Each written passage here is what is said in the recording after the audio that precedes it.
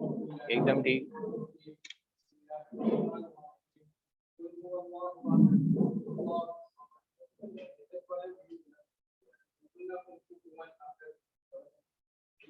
बिस्मिल्लाहिर्रहमानिर्रहीम। अच्छा जी भाई, पहले तो ये बता दें ऑडिट वाले बच्चों कैसे हैं आप सब? ठीक ठाक? ऑडिट में ऐसी आवाम आएगी तो फेल ही होना है पक्का। कैसे हो? ठीक ठाक। हाँ, आप पास हो जाओगे इंशाल्लाह। इधर अच्छा जी, वैसे हम डिस्कस करें, तुम्हारी आई थिंक 2-3 क्लासें हो गई है ना? ऐसा ही है। चलें जी, अब एक एक करके पूछ लेते हैं आप लोगों से कि आप लोगों ने अभी तक 2-3 क्लासों में क्या क्या किया, क्योंकि ऑडिट वैसे देखा जाए तो एक नाइट मेरा सब्जेक्ट है। किसी सीनियर से पूछना, एक हमारा स्टूडेंट है, मैं हमेशा उसकी एग्जांपल देता हूँ, शरण कुमार की। उसने कुल मिला के कोई 6 अटेम्प्ट सिर्फ किसमें दी थी ऑडिट में? 6 अटेम्प्ट। हमने पढ़ाना नहीं शुरू किया था तब तक। ये बात है इधर। अच्छा जी, यानी 6 अटेम्प्ट से उसका सिर्फ ऑडिट रुका हुआ था। मैं तुम्हें लिटरली बता दूं, ये एक पेपर ऐसा पेपर है कि निकलने को पहली अटेम्प्ट में निकलेगा वरना रुला देगा। तो मैं लिटरली बताऊं तो मतलब यार, इसको एज अ चैलेंज तो लेना ही लेना है। इसको लॉजिकली पढ़ना है।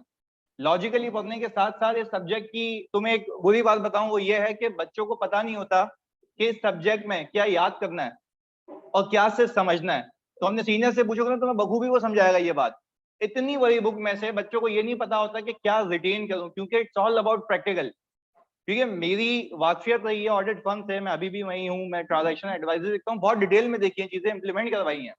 मुझे पता है कि कहाँ टारगेट करना है, क्योंकि सब्जेक्ट मैंने खुद पढ़ा था। मैं तुम्हें शुरू से लेके एंड तक ये बताता रहूंगा कि इस बुक के इस पैरा को याद करना है और बाकी चीजें याद नहीं करनी। तुम्हारे पास टाइम नहीं है, क्या सिर्फ एक ही पेपर है या 3-3, 2-4 ऐसे ही है ना? तो यार इसी चीज को मद्देनजर रखते हुए पहले तो किया ये है कि जो भी मैं बोलूंगा या जो भी मेरी बातें वो मेरी बुक के अंदर है, यानी जो तुम्हें वर्कबुक मिलेगी ऑडिट की उसके अंदर वो सब लिखा हुआ है। सही है जी। क्लास की टाइमिंग्स को मैंने कंसाइज किया है, तुम्हारा लिखने का टाइम सेव होगा और जो मेजर मेजर बातें वो लिखी हुई हैं, जो नोटिंग एडिशनल करवानी है वो मैं लिखवा दूंगा। ये बात क्लियर है? और अगर पास होना है, तुम जितना भी अच्छा याद कर लो, जितना भी अच्छा तुम्हारा रट्टा हो, जितनी भी अच्छी अंडरस्टैंडिंग हो, तुम फेल हो जाओगे अगर तुम्हें लिखना नहीं आता।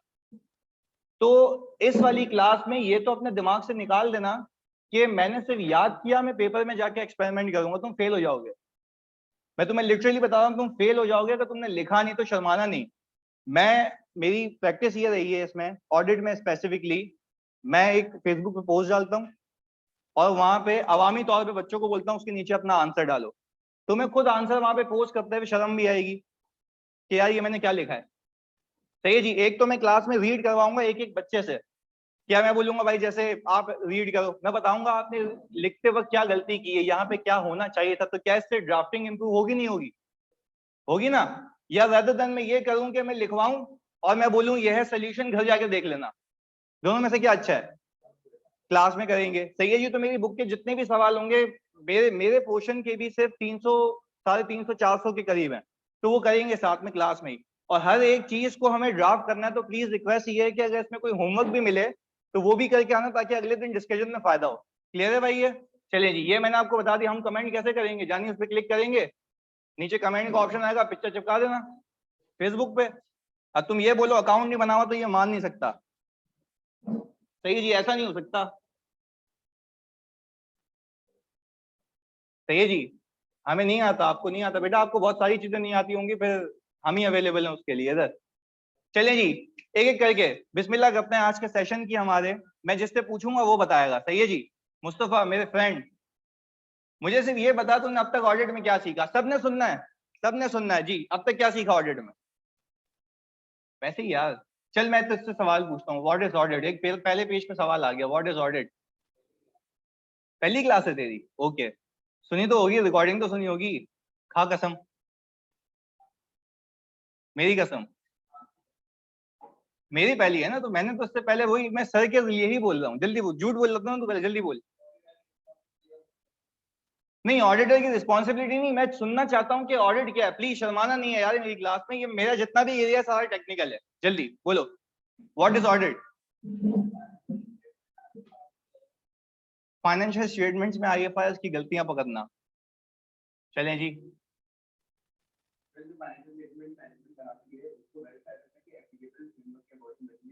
हाँ, ये हुआ जवाब। ये क्या मतलब सिंधी में लिख के आएंगे फाइनेंशियल स्टेटमेंट्स की गलतियों आइडेंटिफाई करना, ये क्या है?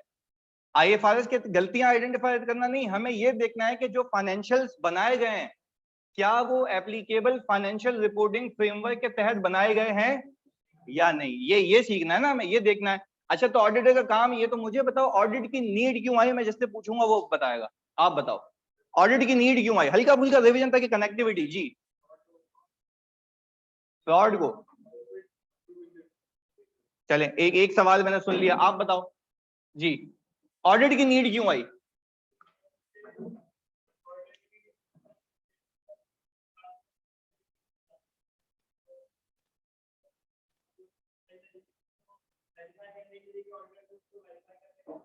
हम्म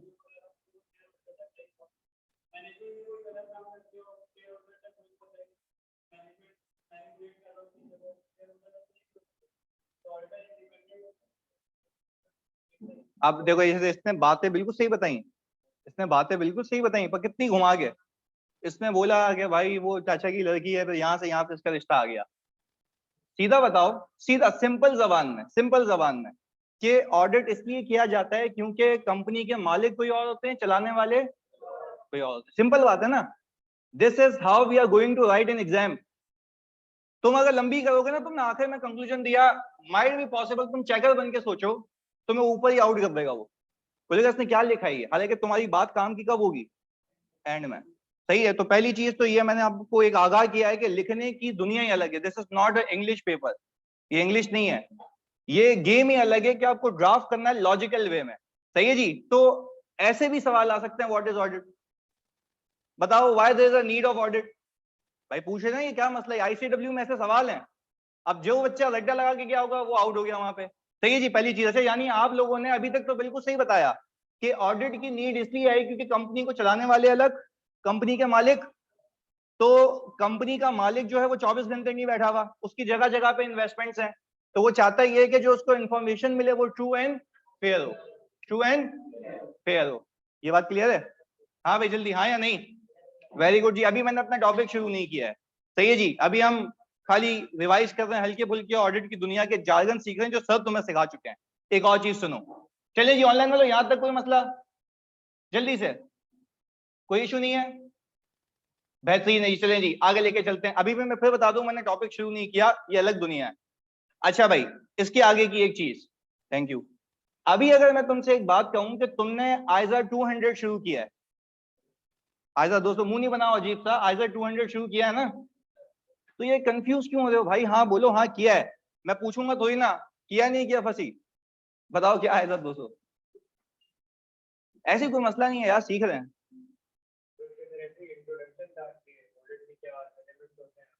ऑडिट में क्या एलिमेंट्स होते हैं, देखो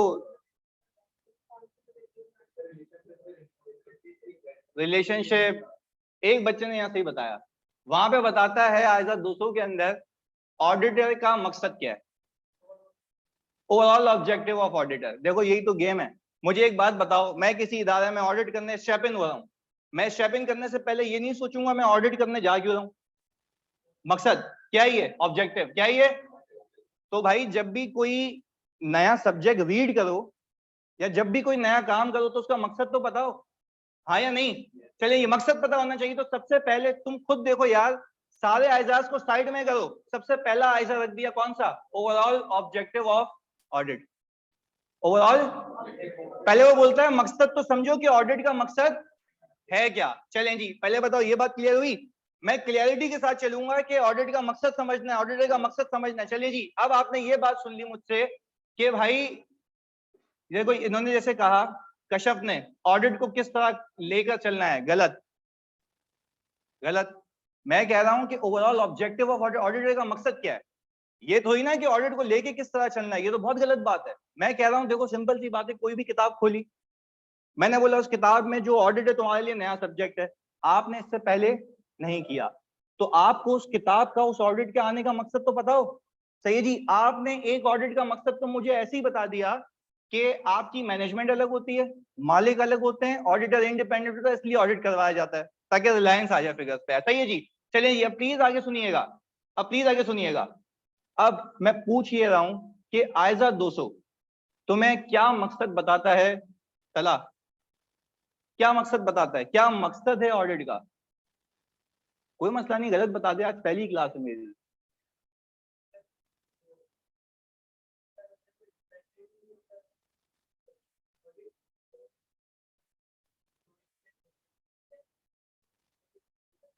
चलें, ये तो आपने एक ओवरऑल बात बता दी।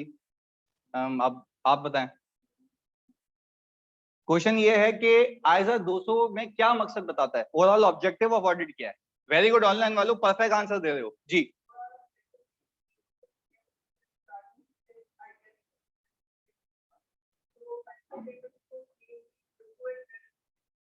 अच्छा, अब मैं एक स्टेप पीछे आके बता देता हूँ। To examine whether FS are prepared in accordance with IFRS. गलत, इन अकॉर्डेंस विद आईएफआरएस होता ही नहीं कोई चीज। एप्लीकेबल, आपने आईएफआरएस लिख दिया ना, आपको मार्क्स नहीं देगा, मैं लिटरली बता रहा हूँ।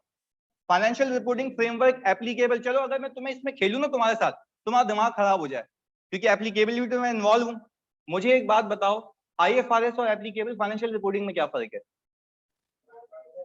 एक एक करके पूछते हैं। जी आप बताओ, आप बता दो। हाँ, लाइक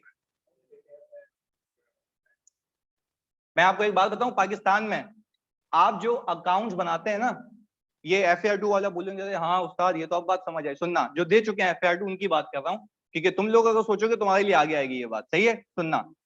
आपको याद होगा FAR2 में आखिर में जिन्होंने किया हुआ है, सिर्फ उनके लिए सुनना, आप सबको बहुत आसानी से बता रहा हूँ। एप्लीकेबल फाइनेंशियल रिपोर्टिंग फ्रेमवर्क, ये क्या IFRS। अब आप याद करें, आपको मैंने ये बताया था कि आपको IFRS के डिस्क्लोजर तो फॉलो करने हैं, आपको कंपनीज एक्ट की रिक्वायरमेंट को भी क्या करना है। तो आपके ऊपर जो एप्लीकेबल है, देखो मैं बहुत आसान जबान में समझा रहा हूं, बहुत आसान जबान में। आपको लॉ ये कहता है, प्लीज सुनिएगा, आपको लॉ ये कहता है कि भाई आपको बीइंग इन पाकिस्तान, अगर आप पाकिस्तान में रजिस्टर्ड कंपनी है, तो आपको अपने अकाउंट्स IFRS के तहत तो बनाने ही बनाने हैं, साथ में कंपनीज एक्ट के तहत भी बनाने हैं। तो आपके ऊपर सिर्फ IFRS एप्लीकेबल है, या आपके ऊपर एप्लीकेबल फाइनेंशियल रिपोर्टिंग फ्रेमवर्क दो हो गए? That's why we say applicable financial reporting। फर्क समझ आया? When you are saying कि only financial reporting framework, तो भाई ये तो गलत है। मैं बोल रहा हूँ एप्लीकेबल फाइनेंशियल रिपोर्टिंग फ्रेमवर्क क्या है? IFRS और लॉ, साथ साथ बोलोगे IFRS और, मतलब समझ आया? ये ऐसे हम बोलते हैं कि एप्लीकेबल। अच्छा अब मैं बोलूं, सुनना मेरी बात, मैं बोलूं मैं किसी कंपनी का ऑडिट करने गया, वेरी गुड, या सुनिएगा, मैं किसी कंपनी का ऑडिट करने गया और मैं लिख के दे दूं ऑडिट रिपोर्ट में कि इसके फाइनेंशियल्स IFRS के तहत बने हुए हैं, पाकिस्तान क्यों गलत है? अच्छा फिर पता है, शेयर होल्डर अकलमंद निकला ना कोई, तो तुम्हें लटका देगा, वो बोलेगा भाई कंपनीज एक्ट के बारे में कौन बताएगा, कंपनीज एक्ट के बारे में। तो यानी मतलब आप इतने बेवकूफ हैं, आपने IFRS के हिसाब से चीजें देख ली, लॉ के हिसाब से चीजें, तो क्या ये ऑडिट हुआ या सही नहीं हुआ? पहले बताओ ऑनेस्टली, IFRS में और एप्लीकेबल फाइनेंशियल रिपोर्टिंग फ्रेमवर्क में फर्क समझ आया? आज के बाद नहीं सुनो सर IFRS, बात समझ आई? चलें जी, वेरी गुड, यहां तक कोई सवाल? चलें जी, हम वापस से आ गए दोस्तों पे, पहले तो ये क्लैरिटी लाऊंगा ना, दो तीन चीजों की जो गंद है दिमाग में इधर। फिर मैंने कही एक और बात, मैंने कहा आयजा 200 पे आ गया था मैं, ओवरऑल ऑब्जेक्टिव ऑफ ऑडिटर। मैं सोच रहा हूं कि अब मैं अपनी जात पे रख के बात करता हूं। मैं अगर एक ऑडिटर हूं, मेरी ऑडिट फर्म है, मैं फॉर एग्जांपल हमजा की कंपनी ऑडिट करने जा रहा हूं, सही है जी, हमजा ने मुझे अपॉइंट किया है एज अ ऑडिटर, सही है जी, सुनना मेरी बात। हमजा मुझे कह रहे हैं कि सर आप हमारी कंपनी का ऑडिट करें, हमारे शेयर होल्डर को इस पे एश्योरेंस चाहिए कि हमने फाइनेंशियल स्टेटमेंट बनाए किसके तहत। हाँ आप बोला ना, एप्लीकेबल फाइनेंशियल रिपोर्टिंग फ्रेमवर्क के तहत। तो मैंने कहा कि यार जब मैं ये देखूंगा, रिमशा कह रही है IFRS लॉ नहीं है, IFRS लॉ नहीं है, IFRS एक फ्रेमवर्क है रिपोर्टिंग का, सही है, प्लस लॉ अलग से, पाकिस्तान में लगता है दो चीजें लगती हैं, सुनिएगा आगे प्लीज फोकस के साथ। अच्छा, मैं जब इसके फाइनेंशियल्स को ऑडिट करूंगा तो मुझे एक श्योरिटी चाहिए, क्या चाहिए? उसको मैं ऑडिट की जबान में कहता हूं रीजनेबल अश्योरेंस। ये तुम्हें जवाब देना था कि ओवरऑल ऑब्जेक्टिव ऑफ ऑडिटर क्या है। मैं कह रहा हूं मेरा, अब सुनो, अब एक एक करके ना बिल्कुल याद करेंगे बातों बातों में चीजें, कहानी है पूरी ऑडिट, यार मजे से करना है इसको, ये ड्राई सब्जेक्ट नहीं है। सुनना, मैंने ये कहा कि मैं हमजा की कंपनी का ऑडिट करने जा रहा हूं, सही है जी, तो मुझे ऑडिट रिपोर्ट देनी है, किसको देनी है? शेयर होल्डर्स को, कि भाई ये फाइनेंशियल्स बने हुए हैं एप्लीकेबल फाइनेंशियल रिपोर्टिंग फ्रेमवर्क के तहत। तो भाई मैं क्या ऐसे ही साइन कर लूं या पहले श्योरिटी ले लूं? श्योरिटी को ऑडिट की जबान में कहते हैं एश्योरेंस। क्या कहते हैं? फिर आपने कॉन्सेप्ट सीखा होगा, एब्सोल्यूट नहीं। चलो वेरी गुड, अब कनेक्टिविटी आ रही है। चलें जी, मैंने कहा रीजनेबल एश्योरेंस। भाई मुझे कोई तुम में से ये बताया व्हाई रीजनेबल एश्योरेंस? चलो चलो एक एक करके। हाँ भाई शामिर।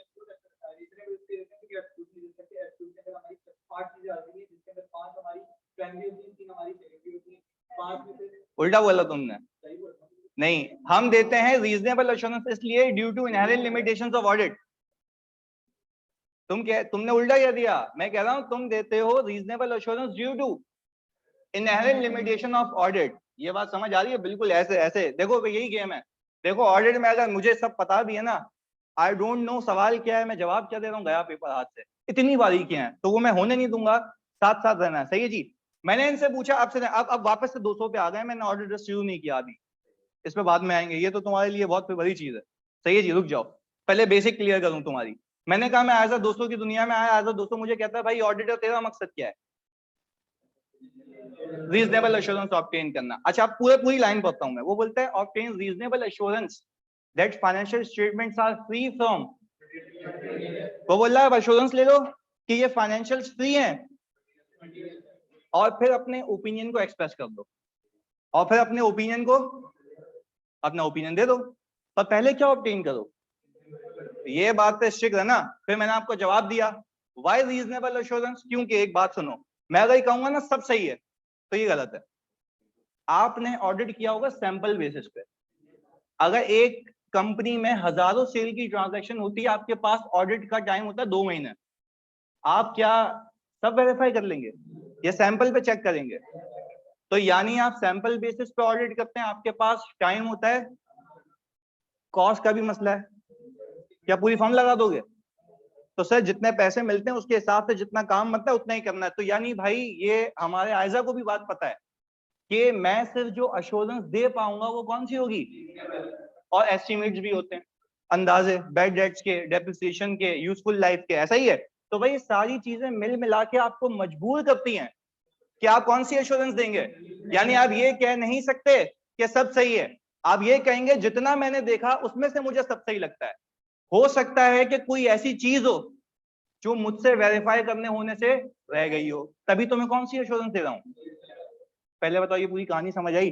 चलें जी, अब मैंने कहा मैं बीइंग एन ऑडिटर एंटिटी में घुसने लगा, मेरा मकसद क्या है इस एंटिटी से? रीजनेबल एश्योरेंस ऑब्टेन करनी है इसके फाइनेंशियल स्टेटमेंट्स पे, और फिर क्या देना है? ओपिनियन देना है। पहले बताओ यहां तक बात समझ आई? चलें जी, आपने हल्का फुल्का रिवीजन कर लिया, आप आयजा दोस्तों की दुनिया में आ गए। आपको आयजा दोस्तों ये कहता है, अच्छा मैं जब जैसे आगे जाएगा ना पूरा एक चार्ट बनाऊंगा, उस चार्ट में ये होगा पूरा ऑडिट समाया हुआ होगा, मतलब ऐसा कि उसके सारी एक समरी होगी, आप सिर्फ उस समरी को रीड करेंगे आपका पूरा ऑडिट रिवाइज। ये मेरी गारंटी है। वो मतलब एक पेज तो इन द सेंस में ये कह रहा हूँ मैं आपको, वो आपके 4 पेजेस होंगे, उसको लपेट के कंधे पे डाल के जाना, उसको चिपका देना कहीं अच्छी जगह पे जहाँ पे तुम लोग ज्यादा बैठते हो, सही है? तो वो तुम्हारा रिवाइज हो जाएगा, सही है? इधर मैं फिर कह रहा हूँ इधर, तो वो तुम्हारे लिए फायदेमंद होगा, पर वो अभी नहीं, अभी इट इज टू अर्ली कि मैं भी तुम्हें दे दूंगा, सही है जी? पर अभी हम बातें बातें कर रहा हूँ, इधर सुनो। अच्छा जी, अच्छा रमशा कह रही है सर ये पॉसिबल है कि ऑडिटर की पर्सनल मिस्टेक से एब्सोल्यूट एश्योरेंस ना हो पाए? देखो आगे जाके रमशा मैं बताऊंगा कि एक सैम्पलिंग एरर होता है, नॉन सैम्पलिंग एरर होता है, वो सारी चीजें, सही है जी? वो बाद में, अभी प्लीज इतना सा रखते हैं यहाँ पे, इधर सुनना, इधर इधर जानी प्लीज, फोकस आगे साथ साथ। भाई मैंने ये बात तो तुम्हें समझा दी अभी कि भाई व्हाट इज आइजर 200, तुम्हें ओवरऑल मकसद बता दिया ऑडिटर का। अच्छा, अब मैं सिर्फ अगर यहां पे लिख दूं अपनी तसल्ली के लिए, 315 भी नहीं, अभी मैं कह रहा हूं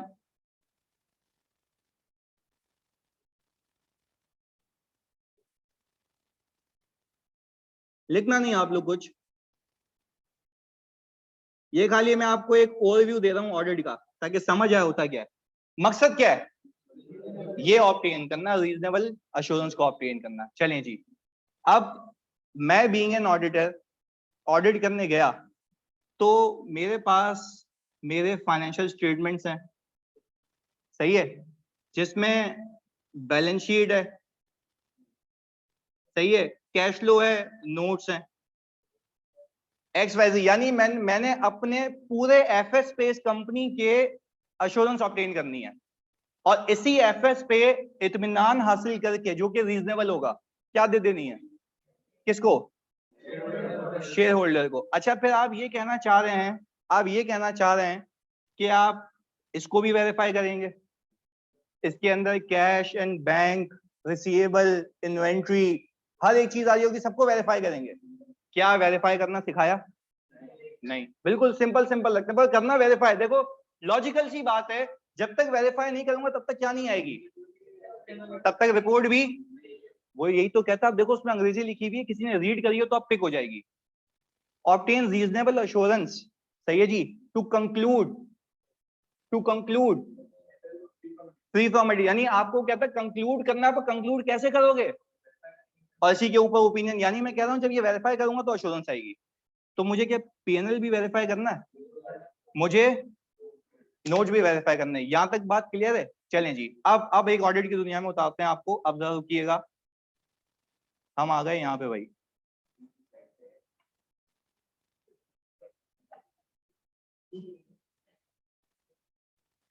चलें जी, ऑनलाइन वालों प्लीज अब कंफर्म करें कि आपके पास स्लाइड आ गई।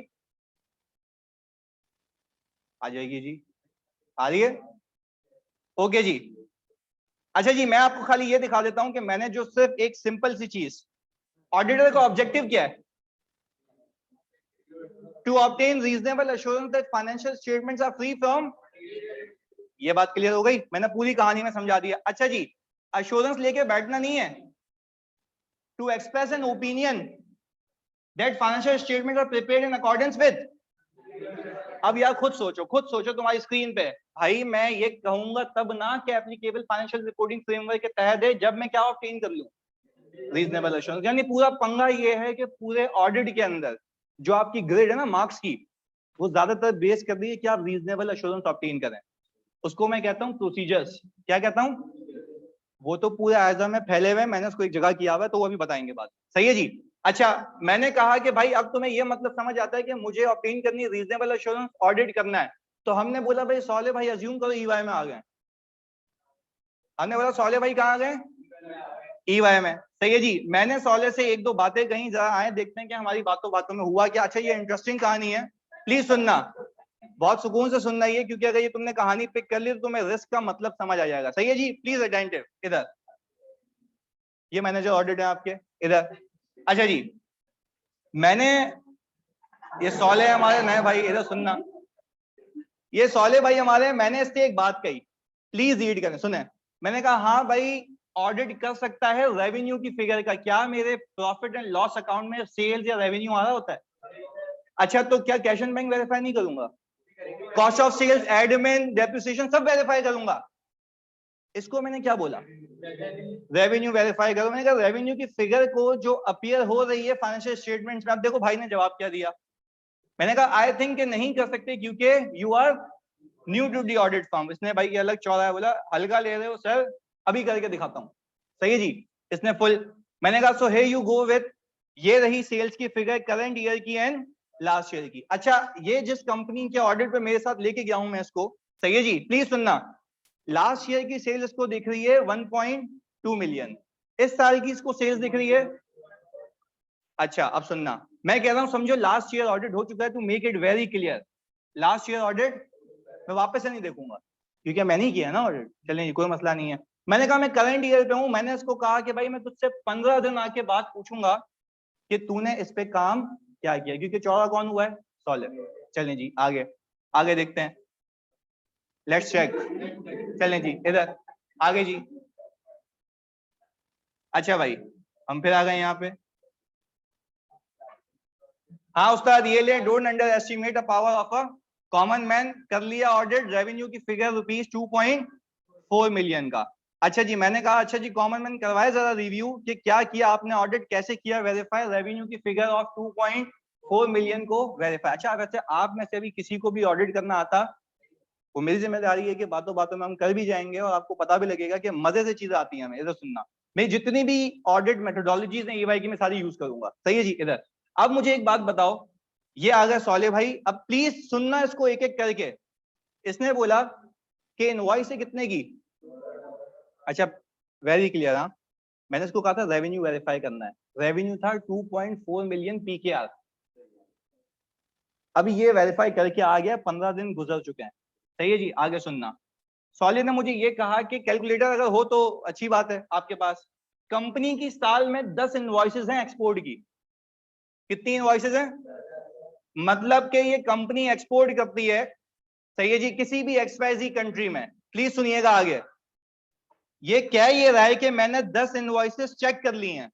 तो यार इसका काम यही है ना कि सेल हुई होगी तो इनवॉइस भी बनी होगी, हाँ या नहीं? Very good. अब प्लीज अटेंटिव रहना, ये पूरी कहानी है जो तुम्हें समझनी है। अच्छा ये वैसे है तो रियल केस पर मैंने चिपका दिया इसके ऊपर। सही है जी, वो हमारी बहन एक आयशा थी हमारी जूनियर, उसके ऊपर था ये, तो वो तो अब आर्टिकल्स भी हो गई उसकी, बट फिर भी समझाने के लिए इधर सुनिएगा, इधर प्लीज सुने फोकस के साथ। इसने ये कहा कि भाई मैंने सर इनवॉइसेस को वेरीफाई कर लिया। मैंने कहा यार तुम पहले मुझे ये बता कि तूने ये सेल को 2.4 मिलियन पीकेआर को वेरीफाई कैसे किया? इसने बोला सर मैं क्लाइंट के पास गया, मैंने कहा मुझे इसका डेटा दे दो। इसने बोला डेटा क्या दे दो? साल में 12 महीने, साल में 10 सेल हुई हैं। मैंने उसने बोला 10 सेल हुई हैं। इसने बोला भाई 10 बार एक्सपोर्ट हुई है। तो इसने क्या बोला होगा, अगर एक्सपोर्ट हुई है तो मुझे सबूत दे दो। मुझे क्या चाहिए? रीजनेबल। इसको क्या चाहिए? रीजनेबल। इसको अगर रीजनेबल अश्योरेंस चाहिए तो इसने उसको वेरीफाई करने की कोशिश की। इसने क्लाइंट से क्या मांग ली? इनवॉइस। इसको इनवॉइस चिपका दी कितने की? ऐसी कितनी इनवॉइसेस हैं? 10। बात क्लियर है? अच्छा इसको मैं मल्टीप्लाई करूं 10 से तो 20,000 आ गया। क्या मैं ये कह सकता हूं, प्लीज फोकस होके बताना, क्या मैं ये कह सकता हूं कि इसने भी 10 इनवॉइसेस यूं बिछाई होंगी? सही है जी। इसने कहा होगा 2000 2000 2000 2000 मिलके $20,000 की सेल हुई है। कितने की? मतलब समझाने के लिए इसने बोला हाँ भाई ये मुझे रीजनेबल अश्योरेंस मिल गई। इसने इनवॉइसेस को घुमाया और रख लिया। सही है, इनवॉइसेस को घुमा के इसने रख लिया। सुनना मेरी बात, इसने जैसे ही इनवॉइसेस को घुमा के अपने पास रखा, इसने बोला उस्ताद आएंगे मैं उनको बताऊंगा कि भाई ये मैंने वेरीफाई की है। अच्छा भाई मैं जैसे इसका रिव्यू करने बैठा, प्लीज सुनिएगा, मैं जैसे ही इसका रिव्यू करने बैठा अभी, इसने यूं इनवॉइसेस को बिछा दिया। मैंने कहा हाँ भाई कितनी इनवॉइसेस? इसने कितना बोला? 10। मैंने कहा चल ये तो पीकेआर में, ओ ये तो यूएसजी में। तो उसने बोला सर आपको नहीं पता कि कन्वर्ट भी होती हैं। मैंने कहा चलो भाई तुम्हारी बात मान लेते, ये क्या होती हैं? मैंने कहा $20,000 की, प्लीज सुनना, $20,000 की टोटल सेल हुई है तो पीकेआर में कन्वर्ट भी होगी। मैंने इसको कहा कितने पे कन्वर्ट हुई? उसने बोला मैंने हर एक इनवॉइस को किस पे मल्टीप्लाई कर लिया? 120 पर डॉलर पे। जरा आप $20,000 को 120 से मल्टीप्लाई करें, 2.4 मिलियन आ गया। अब इसने क्या किया, कोट उतारा घुमाने लग गया। इसने बोला उस्ताद आप मेरे को हल्का ले रहे थे, मतलब उस टाइम पहना हुआ था इधर। अच्छा जी प्लीज सुनना। अच्छा भाई मैंने इसको क्या कर रहा है भाई, ये क्या हो गया तुझे? मैंने इसको पहले एक बात बताई, सुनना, ये अब कहानी यहाँ से ट्विस्ट है। प्लीज सुनना, मैंने इसको ऑडिट करने भेजा, इसने वेरीफाई कर ली अपने हिसाब से, यस और नो? साथ साथ यस और नो?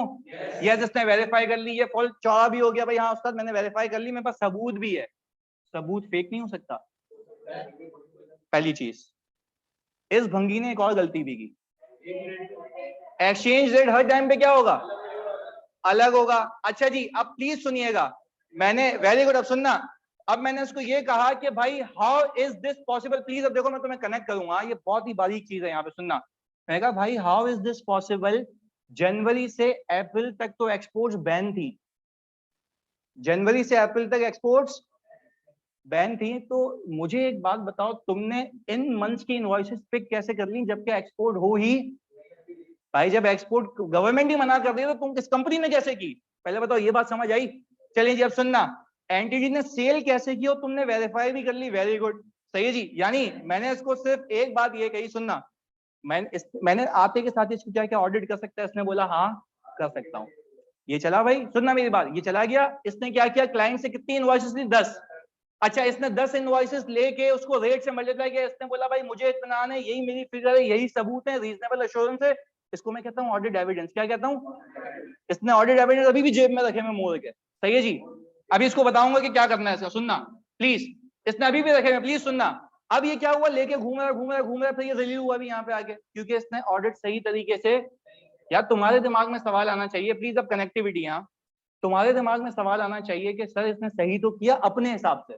मैं क्या कह रहा हूं, अपने हिसाब से बिल्कुल सही किया। मैंने कहा यार देखो प्लीज सुनना, मैंने इसको एक बात कही कि यार नया ट्रेनी अब हो गया, पछता रहा है, इसने बोला कि सर माजरत सर प्लीज बता दें अब ऑडिट कैसे करना चाहिए, तो प्लीज प्लीज इधर सुनो सुनो सुनो। मैंने कहा आओ तुम्हें बताता हूं हाउ टू डू ऑडिट। अब सुनना इधर, प्लीज प्लीज सुनना इधर, जानी बातें नहीं इधर।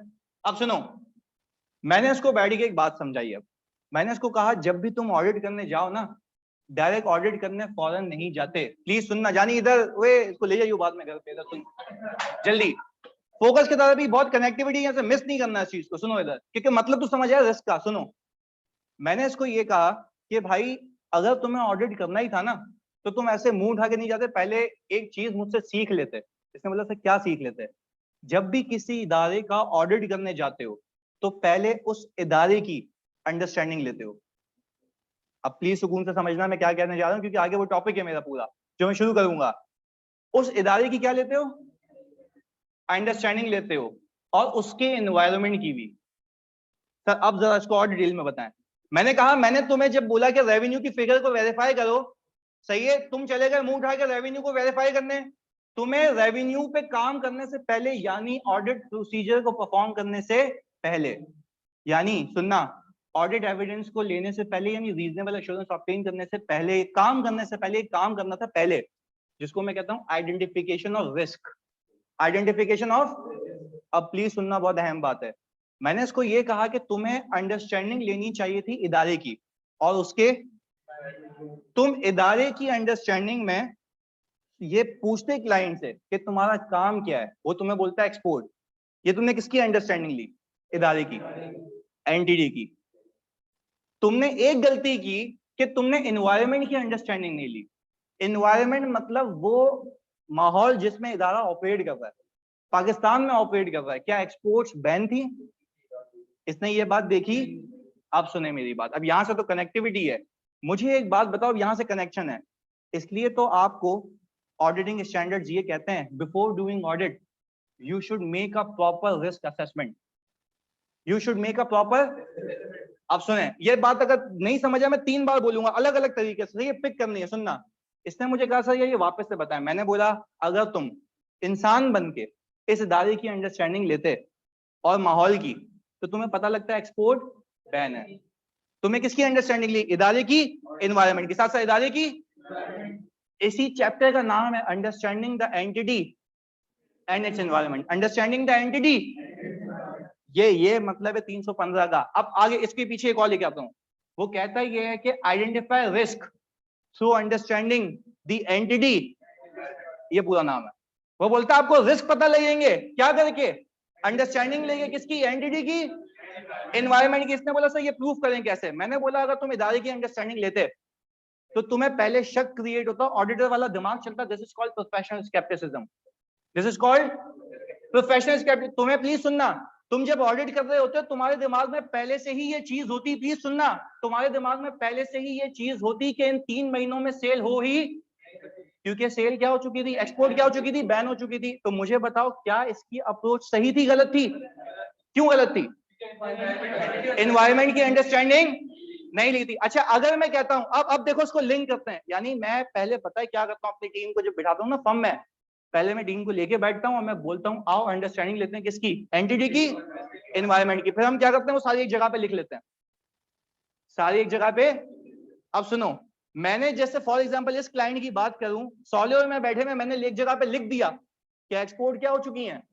बैन हो चुकी है। तो मेरा रिस्क क्या है कि इस महीनों में सेल बुक हुई भी होगी, नहीं हुई भी होगी? हुई भी होगी। रिस्क है, रिस्क है, रिस्क है। मैं फिर कह रहा हूं रिस्क क्या है? हुई भी होगी, होनी। ऑडिटर उल्टा सोचता है, मैनेजमेंट उल्टा करती है। ऑडिटर उल्टा, मैनेजमेंट उल्टा करती है। बात समझ आई? आप समझे? वापस से गेम खेलते हैं, सुनो वापस से। मैंने इसको ऑडिट करने भेजा, हाँ या नहीं? अच्छा, इसने क्या कोई स्टेप लिए, डायरेक्ट पहुंच गया? इसने एंटिटी की अंडरस्टैंडिंग ली, यस यस। एक्सपोर्ट बोल, इसने मुझे खुद बोला एक्सपोर्ट करती है, इसने मुझे खुद बोला एक्सपोर्ट करती है। इसने एक गलती की, एनवायरनमेंट की अंडरस्टैंडिंग नहीं ली। अब प्लीज सुनेंगे यहाँ पे मजे मजे से। मैंने कहा जब इसने एनवायरनमेंट की अंडरस्टैंडिंग नहीं ली तो क्या लाजमी था? जाने दो ना यार, क्यों? अच्छा, अब इसको ये नहीं पता होता कि इनवॉइसेस फेक भी बन सकती हैं भाई। अगर सुनो, अच्छा सुनो मेरी बात, एक्सपोर्ट में कर रहा हूं तो इनवॉइस भी तो मैं ही बनाऊंगा ना। कितनी देर लगेगी मैनेजमेंट ने साइन चिपकाने में? कोई देर। इसीलिए तो ऑडिट होता है। पर वो भी तो ये कहता है अंधों की तरह ऑडिट नहीं करना है, देख के करना है। तो इसके लिए ऑडिट करने से पहले क्या असेस करो? रिस्क। क्या असेस करो? और तुम्हें रिस्क कहां मसला हो सकता है ये कैसे पता लगेगा? एंटिटी और एनवायरनमेंट की अंडरस्टैंडिंग लेकर। पहले बताओ बात समझ आई? इससे चैप्टर का नाम बताया है अंडरस्टैंडिंग द एंटिटी। क्यों अंडरस्टैंड कर रहा हूं? रिस्क आइडेंटिफाई करने के लिए। अच्छा, मुझे अगर पता लग गया कि यहां रिस्क हो सकता है, यहां रिस्क हो सकता है, तो तुम खुद मुझे जवाब दो, क्या ऑडिट करते वक्त मैं ख्याल रखूंगा? अच्छा, अगर ये इसको पता होता कि बैन हो चुके हैं, तो ये इनवॉइसेस वहीं पे, मतलब उसको वहां पे सबूत मिल जाता कि ये तुमने फेक बुक की हुई है, जो कि होनी।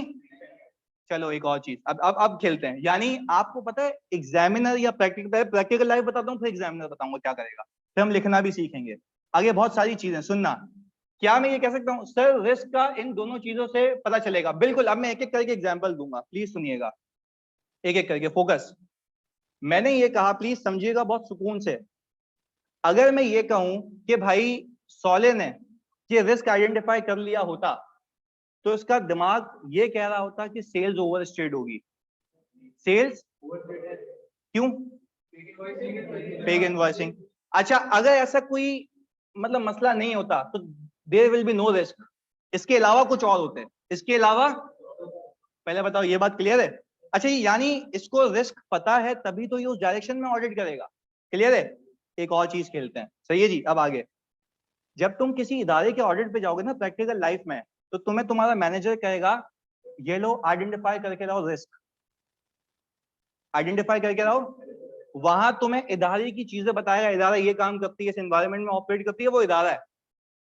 तुम्हें सवाल भी ऐसा ही आएगा, प्लीज समझिएगा मेरी बात को फोकस के साथ। जब तुम सवाल कर रहे होगे, सवाल में सिनेरियो देगा, वो भी तो किसी कंपनी का ही होगा, वो भी किसी कंपनी का ही होगा। हाँ भाई, चाबी ऊपर ही है, यहाँ पे नहीं, ऊपर ही है। अच्छा, ये बैग में होगी मेरे। अच्छा सुनना मेरी बात, तो वो भी तो किसी इदारे का ही होगा ना। अब मुझे एक बात बताओ, जैसे इदारे में रिस्क निकालते हो क्या करने के लिए? ऑडिट करने के लिए। पेपर में भी क्या करोगे? कहां से? सवाल में से। अच्छा, आप एक बात सुनो, अगर सवाल में ये लिखा हुआ है, अब मैं तुम्हें एक एक एक सीक्वेंस बना रहा हूं सवाल पे ले जाने की, सुनना। मैंने कहा सवाल में लिखा हुआ है एंटिटी इन्वॉल्व इन एक्सपोर्ट्स, ये तुम्हें क्या बता रहा है? इदारे की इंफॉर्मेशन बता रहा है, इदारे की इंफॉर्मेशन बता रहा है। ऑनलाइन में तो बताओ ये है या नहीं है? वेरी गुड यार। सुनो, एक्सपोर्ट्स वाज बैंड, ये क्या बता रहा है? अब बोलेगा, इतना बोल के चुप हो गया, बोलेगा evaluate the above situation and identify risk. तो तुम्हें पता है क्या करना है? प्लीज सुनना, ये मैं बहुत लिखना भी सिखाऊंगा। तुम्हें पता है करना है क्या है? तुम्हें सवाल से लाइन उठानी है, entity involve in exports and exports are banned. ये कहां से उठाया? प्रैक्टिकल लाइफ में इदारे से, यहाँ पे प्रैक्टिकल लाइफ में, यहाँ पे। अच्छा, अब तुम्हें बताना है इसकी वजह से there is a risk of over statement of sales, there is a risk of. अब एक चीज सीखो, जब ये ऑडिटिंग अप्रोच बनाई ना, ये आपके जो फेडरेशन है अकाउंटिंग एंड ऑल की, उनको ये बात पता थी कि माहौल में जो भी चल रहा होता है ना, उसका इफेक्ट अल्टीमेटली फाइनेंशियल्स में होता है। माहौल में जो भी चल रहा होता है उसका इम्पैक्ट अल्टीमेटली क्या होता है? मैं कहता हूं होता नहीं, हो सकता है, क्योंकि तुम्हें भी शक है। यकीन में कब बदलेगा? जब तुम ऑडिट करोगे। इसने पहले क्या किया? ऑडिट किया। इसने वो रिस्क असेसमेंट नहीं की। तो मुझे एक बात बताओ, पहले क्या अच्छी चीज है, फिर क्या करना? इसको हम कहते हैं व्हाट कुड गो रॉन्ग। क्या कहते हैं? What could. इस माहौल की वजह से, इस इदारे की वजह से कहां कहां मसला हो सकता है। बात समझ आई? अच्छा, आप एक एक करके सीखते हैं। अब मुझे लगता है कि तुम बता दोगे भाई। सुनना मेरी बात, कंपनी कोविड आ गया, कंपनी की सेल 200% से इंक्रीज हो गई, है या नहीं है? हाँ या नहीं? हो सकता है? गलत। आप लोगों ने फिर गलत, आपने बोला सर आपने बताया नहीं कि कंपनी कौन सी है। मैंने कहा फार्मा कंपनी है, मेडिसिन कंपनी है। हो सकता है। आपने देखा ना, डायरेक्शन ऑफ टेस्टिंग है, आपने अंडरस्टैंडिंग लेनी है किसकी? एंटिटी की, एनवायरनमेंट की। चलो एक और एग्जांपल देता हूं, बहुत सुकून से आज सिर्फ सीख रहे हैं, रिस्क पे तो उतारूंगा बाद में, सही है जी? अभी पहले मकसद समझा रहा हूं कि व्हाट इज आइडेंटिफाइंग रिस्क, क्यों आइडेंटिफाई करते हैं, ऑडिट करने से पहले या बाद में? पहले। Very good. अब आगे सुनना, मैंने कहा एक चीज, मैंने कहा एक मेडिसिन कंपनी है, उसका रिसर्च एंड डेवलपमेंट का खर्चा अचानक से जीरो हो गया। रिसर्च एंड डेवलपमेंट मतलब मेडिसिन पे रिसर्च करना, ये सारी चीजें, क्या हो सकता है? पॉसिबल नहीं है, मेरे ख्याल से पॉसिबल नहीं है। क्यों? उसका काम ही यही है कि नई नई इन्वेंशंस करना। तो मुझे एक बात बताओ, प्लीज सुनना। अच्छा, मैं यही नहीं कह रहा कि हो नहीं सकता, मैं कह रहा हूं बहुत कम चांसेस हैं। तो पिछले साल इतना सारा खर्चा था रिसर्च एंड डेवलपमेंट का, इस साल तकरीबन समझो कि तुम वो 98% से गिर गया है। तो क्या रिस्क है? मैं कह रहा हूँ वाकई, मैं मुझे पक्का नहीं पता कि भंड होगा, मैं बोल रहा हूँ रिस्क क्या है? Under statement of expenses. क्या सही कह रही हैं? अब तुमने रेवेन्यू को क्यों नहीं लिंक किया? जो मसला है वहां लिंक करोगे ना, जो मसला है वहां लिंक करोगे। इन्होंने बिल्कुल सही बोला कि अब आप, अच्छा आप सोचेंगे क्या रिस्क क्या होगा जो मैनेजमेंट अपने फायदे में करेगी? रिस्क क्या होगा? मैनेजमेंट अपने फायदे में करेगी। चलो जी, अब एक एक करके और एग्जांपल देते हैं, अभी इससे सीख रहे हैं। सही है जी। एंटिटी इंपोर्ट करती है, एंटिटी इंपोर्ट करती है, प्लीज समझना क्या रिस्क है। मैं ये बोल के चुप हो गया। चलो, एक कार मैन्युफैक्चरिंग कंपनी है, इंपोर्ट कार मैन्युफैक्चरिंग मशीन या फिर जो इंजन है वो इंपोर्ट करती है, सिंपल। चलें जी आगे। आप वेरी गुड यार, सुनो सुने सुने सुने सुने। अब रिस्क क्या है? अब रिस्क क्या है? सुनना। अब रिस्क है दो। पहला valuation of inventory, risk of valuation of, अच्छा क्या, सुनना मेरी बात। और दूसरा एक्सचेंज गेन या लॉस का वैल्यूएशन का मसला। कितने रिस्क हैं? देखो, जब तुम ऑडिट कर रहे हो, अंडरस्टैंडिंग ले रहे हो, तभी तुम्हें पता लग रहा है ना। पहली चीज सुनो। अच्छा, मैं तुम्हें एक एक करके एग्जांपल भी देता हूँ, एक्सप्लेन भी करता हूँ। एंटिटी इंपोर्ट करती है, लेट्स से उसने $5,000 का इंजन इंपोर्ट किया। कितने का? $5,000 का। उसने अपने पास तो पीकेआर में रिकॉर्ड किया होगा। क्या ये रिस्क है कि रेट गलत अप्लाई कर दिया हो? क्या ये रिस्क है? अच्छा, अगर ये रिस्क है तो मैं कह रहा हूं ना अंडर स्टेटमेंट का ना ओवर स्टेटमेंट का, वैल्यूएशन का। क्यों? ज्यादा कम दोनों हो सकता है। अच्छा, ये सारी बातें ये मैंने एक जगह लिख दी हैं, पूरी मतलब पूरी तो नहीं कह सकता मैं, कि मैक्सिमम पॉसिबल जितने मैंने सिनेरियो जिंदगी में देखे हैं ना, वो सब एक जगह रख दिए हैं। तुम देखोगे फैक्टर है, ये किसी इदारे में होगा तो ये रिस्क होगा, वो भी करा दिया मैंने। सही है, पर अभी सीख रहे हैं। अच्छा, तो मुझे बताओ कि पेबल का भी मसला है। कैसे? नहीं तो हम पे तो करेंगे, तो पेबल का मसला कैसे है? वेरी गुड भाई, अगर तुमने एक्सचेंज गेन लॉस इन्वेंट्री के लिए गलत यूज किया तो उसकी कॉरेस्पॉन्डिंग एंट्री क्या है? पेबल। वो भी क्या होगा? गलत होगा। और हो सकता है जब पे कर रहे हो तो तुमने एक्सचेंज गेन या लॉस जो निकाला होगा वो भी क्या निकाला होगा? गलत निकाला होगा। मुझे एक बात बताओ, तुम्हें ये कैसे पता लगा कि इस कंपनी के अंदर इन्वेंट्री की वैल्यूएशन का मसला हो सकता है? इंपोर्ट करती है तो exchange gain loss, exchange rate वगैरह इन्वॉल्व हो गए। तो देर माइट भी, मैं माइट क्यों कहता हूं? क्योंकि हो सकता है, अभी यकीन नहीं है। ये यकीन में कब बदलेगा? जब ऑडिट करेंगे। तो क्या पहले ऑडिट करेंगे या पहले शक व शुबा करें? शक व शुबा करेंगे, यानी पहले देखेंगे व्हाट कुड गो। अब खुद देखो यार कैसी अप्रोच बनेगी। मैं ऑडिट करने जाऊंगा, मुझे पता है ये तो चेक करना है, क्योंकि मसला यही है ना। क्योंकि मैं बिला वजह रेलेवेंट चीजों पे टाइम लगाऊंगा तो वो तो सही नहीं है। चलो एक और एग्जांपल, प्लीज समझना इस बात को। ये तो ये हो गई। मैंने कहा मेरा कॉम्पिटिटर आ गया, प्लीज समझना, मेरा कॉम्पिटिटर आ गया, उसने मुझसे कम प्राइसेस पे गुड्स बेचना शुरू कर दिए हैं। सोचो, सुकून से दिमाग लगाओ। मेरा कॉम्पिटिटर आ गया, उसने मुझसे कम प्राइसेस पे गुड्स बेचना शुरू कर दिए हैं। सेल्स ओवरस्टेट होगी। अच्छा, सीधा जो मुझे दिखता है ना वो इन्वेंट्री की वैल्यूएशन का रिस्क। अच्छा, आप इसको लिखने का तरीका क्या? सुनना, कॉम्पिटिटर हैव इमर्ज्ड, ये तुम्हें कहां से पता लगा? एनवायरमेंट से और सवाल से। और इंडस्ट्री में होगा तो एनवायरमेंट से पता लगेगा। अच्छा, सवाल, कॉम्पिटिटर हैव इमर्ज्ड और competitor have started selling inventory at a low price than us, ये कहां से पिक किया तुमने? सवाल से। तो भाई मैं तुम्हें कह रहा हूँ ड्राफ्टिंग इतनी आसान है। मैं तुम्हें कह रहा हूँ खाली सवाल से पिक करो, तुम्हें खाली लिंक करना है इसको कि इस मसले की वजह से कहां पे गलती या कहां पे मसला हो सकता है। अच्छा, अब तुमने मुझे ये कहा, अब देखो जैसे महात कह रहे हैं गोइंग कंसर्न का मसला भी हो सकता है। कैसी बात कर रहे हो सकता है कि एक प्रोडक्ट में मसला हो, कंपनी के 10 प्रोडक्ट हो। ये तो कहना बिल्कुल गलत है। गोइंग कंसर्न, गोइंग कंसर्न का मतलब समझते हो? कंपनी गई। सही है जी, ऐसा नहीं होता भाई। अच्छा जी, क्या मुझे एक बात बताओ, एनआरवी लॉस का मसला हो सकता है? अच्छा, तो आप लिखेंगे इस पूरे मसले को डिफाइन करके, there is a risk that inventory might have been impaired and appropriate NRV loss might not have been. भाई आपने सिर्फ में माइट ये वर्ड यूज करना है, क्योंकि एग्जामिनर की सीधी अप्रोच है भाई, वो भी यही कहता है, pick situation from the question and link with the financial statement. क्या करना है? Pick situation from the question and link financial statement. ये बात समझ आई? चलो अब एक एक करके गेम खेलते हैं, आ जाओ एक और। अब तुम कनेक्ट हो गए हो, पहले बताओ यहां तक कोई सवाल है? समझ आ रहा है? फैक्टर्स होंगे, उसका इंपैक्ट कहां होगा? एफएस पे। फैक्टर्स होंगे, इंपैक्ट कहां होगा? एफएस पे। अभी लिखना नहीं सीखा, लिखेंगे तो तब ना, जब पहले एक दिमाग तो चले उस सिचुएशन में। आगे सुनो, मैंने कहा कंपनी ने लोन लिया हुआ है, कंपनी ने लोन लिया हुआ। अब सुनना आगे। अच्छा एक, सॉरी एक बात यहाँ पे रोक रहा हूँ, पूरे सिलेबस में तुम्हारे रिस्क बाइफरकेट हुए हुए, रिलेटेड पार्टी का रिस्क, गोइंग कंसर्न का रिस्क, फ्रॉड का रिस्क। मैं बेवकूफ नहीं हूं कि तुम्हें सब एक साथ कराऊंगा, मैं पहले कराऊंगा basic, basic risk, basic risk, basic risk. Basic पे हाथ साफ होगा, फिर रिलेटेड पार्टी, उस पे हाथ साफ होगा, गोइंग कंसर्न, उस पे हाथ साफ होगा, फ्रॉड।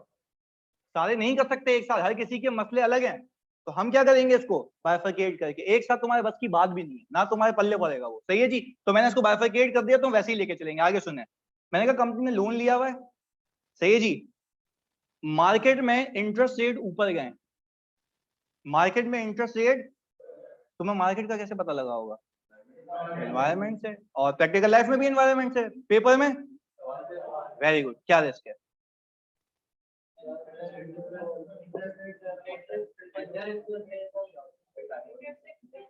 इंटरेस्ट एक्सपेंस का क्या? Under statement. ओवर नहीं हो सकता, ओवर करेगा तो कंपनी का नुकसान है, कंपनी अपना क्या करेगी? फायदा। अच्छा तुम खुद देखो, तुम खुद जरा देखो, मार्केट में इंटरेस्ट रेट ऊपर जा रहे हैं, तो इंटरेस्ट भी क्या होना चाहिए? लॉजिक लगाओ ना, तुम्हें ये कैसे पता लग रहा है इंटरेस्ट ज्यादा होना चाहिए? एनवायरमेंट तुम्हें दिमाग में फिक्स कर लिया ना ये। जब तुम क्लाइंट का ऑडिट करने जाओगे, तुम देखोगे इंटरेस्ट कम हो, तुम बोलोगे भाई ये क्या है। अच्छा फिर तुम देखना, मैं तुम्हें जस्टिफिक, मैं तो उसकी जगह होता ना, क्लाइंट की जगह में तुम्हें घुमाता, मैं बोलता साल के पहले दिन पे ही लोन रीपे कर दिया था मैंने, तो इंटरेस्ट क्यों होगा? मैंने साल के पहले दिन पे लोन रीपे किया, साल के आखिरी के 2-3 दिन पहले ले लिया, 3 दिन का इंटरेस्ट इसलिए तुम्हें कम दिख रहा है।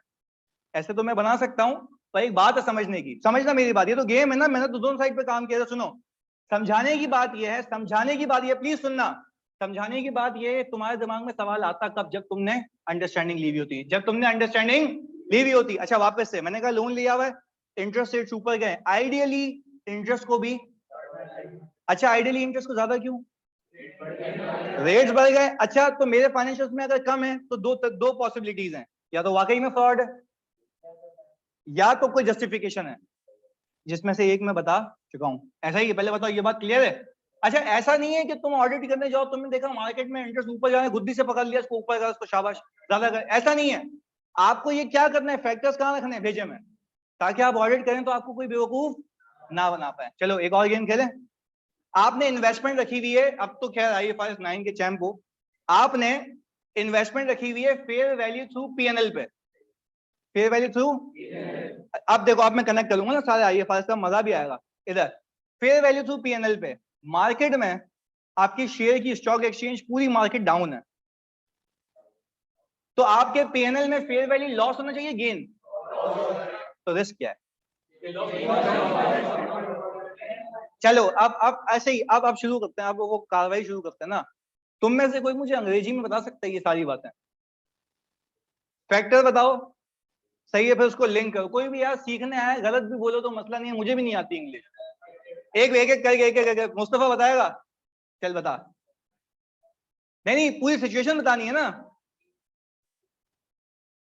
मैं हेल्प करता हूं। Company have investments in equity securities, मेरे को भी थोड़ी बहुत आती है इंग्लिश, वही बोल रहा हूं। Company have investments in and company has carried those investment at fair value. ये कहां से पता लगा? अब तुम बोलोगे सवाल दिया नहीं तो उठाए कहां से? सही है, तो प्लीज इधर सुनना। अच्छा भाई, कंपनी ने इन्वेस्टमेंट की हुई है, इक्विटी सिक्योरिटीज में रखा हुआ है फेयर वैल्यू थ्रू, तुम्हें एक बात पता लगी, overall market situation is declining, so there is a risk, loss not being recorded, नहीं गलत, अंडर स्टेटमेंट या ओवर स्टेटमेंट, ये तो therefore there is a risk. Under statement of कौन सा लॉस? Fair value loss. जो जार्गन है वो इस्तेमाल करना है। This is how we do audit. बात क्लियर है? अच्छा, अब तुम गए ऑडिट पे, प्लीज सुनना एक सेकेंड, हाँ प्लीज सुनना। अब तुम ऑडिट करने गए, तुमने देखा कि उसका गेन आया हुआ है, फेयर वैल्यू गेन आया हुआ है, तो यार मार्केट नीचे गई थी, तो फिर वो तुम्हें फिर जस्टिफाई करेगा कि भाई पूरी मार्केट डाउन थी, पर जिस कंपनीज में मैंने इन्वेस्टमेंट किया हुआ था उसकी पोजीशन अच्छी थी। मैंने कहा यार ये तो मेरे को पता ही नहीं। मैंने कहा भाई तुम तो ओवरऑल मार्केट को देख रहे हो ना, तो उसमें से कुछ कंपनी अच्छा भी तो परफॉर्म करती हैं। फिर मैं इसको बोलूंगा अच्छा जरा दिखाओ मुझे शेयर प्राइस, तो उसने उसने तुम्हें दिखा दी, वो फेक लगी। तुम गए खुद स्टॉक एक्सचेंज की साइट पे, तुमने देख लिया। पर अब मुझे बताओ उसको बेवकूफ बनाना अब आसान है या पहले आसान था? पहले आसान था। अब वो क्योंकि तुम्हें अंडरस्टैंडिंग है, नॉलेज है। बात समझ आई जी? आप कोई सवाल पूछा था मुझसे? डेफिनेटली जरूरी है। आपको देखो गेम ही इसका है ना, under statement of profit, over statement of profit, that's it, ये गेम है। चलिए जी। जी अंडर स्टेटमेंट कैसे होगा? वो अपने लॉसेस को कम से कम करेगा ना। 100 रुपए का लॉस होना था, उसने 80, तो अंडर स्टेटमेंट ऑफ लॉसेस है ना। हाँ क्या? हमें कैसे पता? यही तो बोल रहा हूँ, शक है हमें। अच्छा भाई ये जवाब दो इसको, इधर सुनो। ये बोल रहा है हमें कैसे पता? तो ये मार्केट को मेरा बाप देखा था, ये जो स्टॉक एक्सचेंज में प्राइसेस नीचे जा रहे हैं, ये हमने कहां से देखा? अब तू बोल रहा है एनवायरमेंट में कहां से पता लगेगा? यूं मैं वही समझा रहा हूँ ना मेरी जान। आप ऑडिट करने गए, तेरे को मैं लेके गया, गोद में उठा के ऑडिट के टेबल पे बिठा दिया तेरे को मैंने। सही है? सुन अभी, अब तो सुनेगा पूरी गेम। तेरे लिए सभी एग्जाम्पल सुनो। तो मैंने चेयर पे बिठा दिया, तुम्हें एक लैपटॉप दे दिया हाथ में। सही है? सुनो यार प्लीज सुनना, इसकी बात ये है, इसको समझाना है कि ये कैसे अंडर स्टेटमेंट है। मैंने आपको लैपटॉप दे दिया, तू मुझे देख रहा है, क्या करूं? मैंने बोला भाई इसको खोल, इधर सुन, इधर। अच्छा भाई सुनो, अब अब मैंने आपको लैपटॉप दे दिया, आपने बोला उस्ताद मुझे अंडरस्टैंडिंग चाहिए। मैंने बोला क्लाइंट से जाके पूछ के और पहले कि उन्होंने जो इन्वेस्टमेंट की हुई है कहाँ की हुई है। उन्होंने बोला शेयर्स में।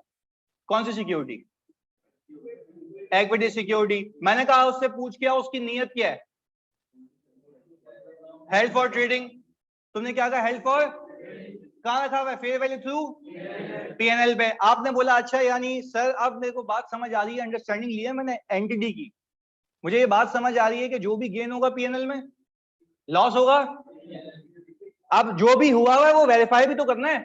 ऐसा ही है, जो भी हुआ है वो वेरीफाई भी करना है। अब आगे सुने भाई, आपने वेरीफाई करने से पहले आपने उसको बोला भाई मुझे एक बात बताओ कौन कौन से शेयर्स हैं। आपने वो शेयर्स उससे लेने से पहले आपने एक अंडरस्टैंडिंग लेनी है।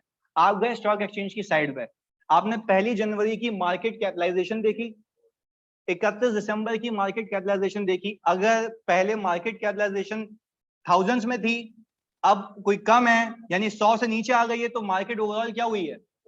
डिक्लाइन हुई है। तुम्हारे हिसाब से लॉस होना चाहिए था। सही है? अब तुम्हारे हिसाब से लॉस होना चाहिए था, तो क्या मैं यही कहूंगा ना ऑडिट की जबान में कि there is a risk of under statement of losses, यानी लॉस होना चाहिए था ज्यादा, वो बुक करेगा। देखो क्लाइंट ऐसा तो नहीं करेगा कि ऑल टुगेदर गेन बुक कर ले, क्योंकि वो तो अपेरेंटली फेस पे चोरी लगेगी, और देयर माइट बी पॉसिबल कि गेन हो, पर वो उन कंपनीज का होगा जो कि मार्केट में अच्छा परफॉर्म कर रही थी।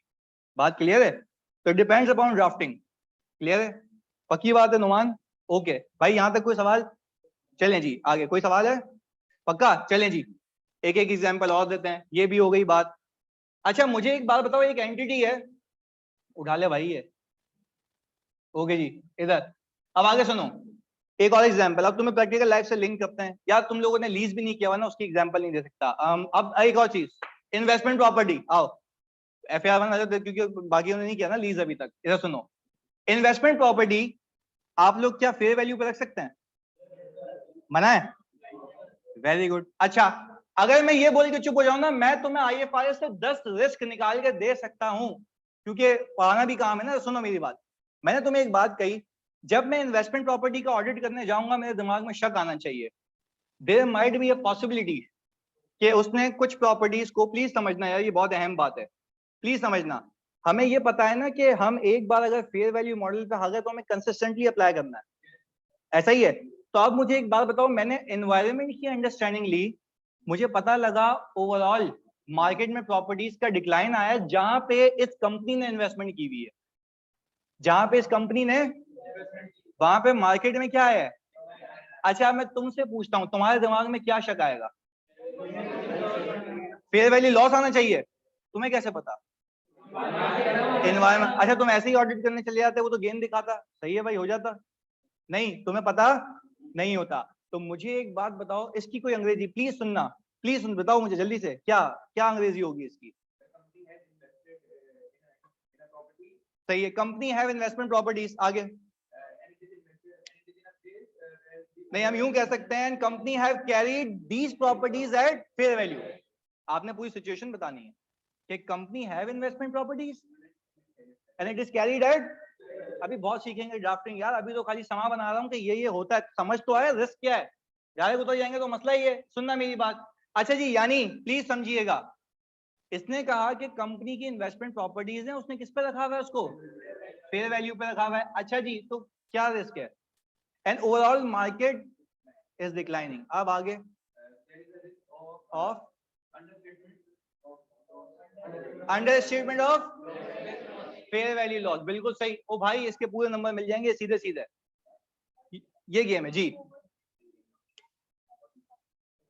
ओवर स्टेटमेंट इन्वेस्टमेंट प्रॉपर्टी, अच्छा ये वैसे अच्छी बात कही इन्होंने, कहा सर पीएनएल का तो बता रहे हैं, कॉरेस्पॉन्डिंगली बैलेंस शीट में ओवर स्टेटमेंट ऑफ आईपी होगी, बिल्कुल सही है। अगर लॉस बुक नहीं करोगे तो आईपी क्या दिखेगी?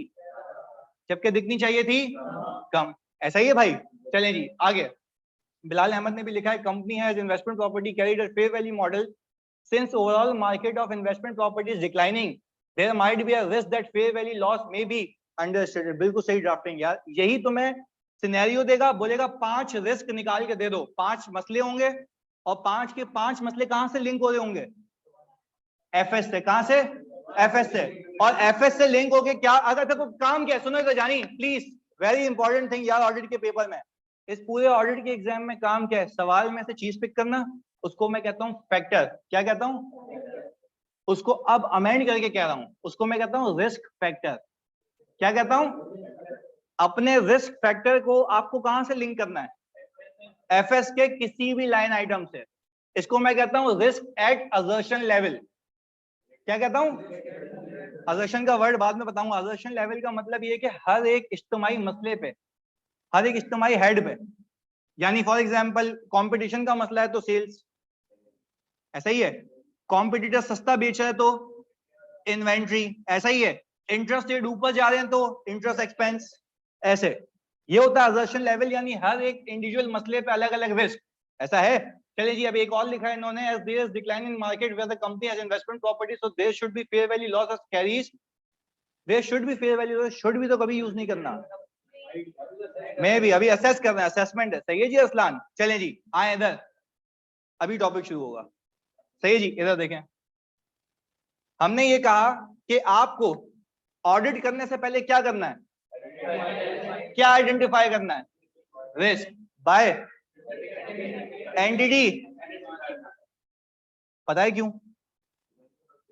नहीं, अब लॉजिक पता लग गई, ये चैप्टर क्यों पढ़ेंगे, लॉजिक पता लग गया, वरना मैं आता मैं तुम्हें बोलता था ये कर लो खत्म। नहीं, आपको लॉजिक पता होनी चाहिए कि ये चैप्टर है तो क्यों है। अच्छा, तुम्हें रिस्क पता लग गए, कहां कहां मसले हो सकते हैं, ऑडिट करूं? Yes sir. अब जब ऑडिट करूंगा तो इसको बोलते हैं प्रोसीजर्स परफॉर्म करना टू ऑब्टेन सफिशिएंट एप्रोप्रिएट। अब तुम खुद सोचो, जब मुझे सफिशिएंट एप्रोप्रिएट ऑडिट एविडेंस मिल जाएगा तो क्या मुझे रीजनेबल एश्योरेंस मिल जाएगी? तो अब जब एश्योरेंस मिल गई तो क्या देते हैं? Audit report. यानी सर आपको मैं ये बताता हूं कि आप लोगों ने, प्लीज सुनना, सबसे पहले क्या सीखना है?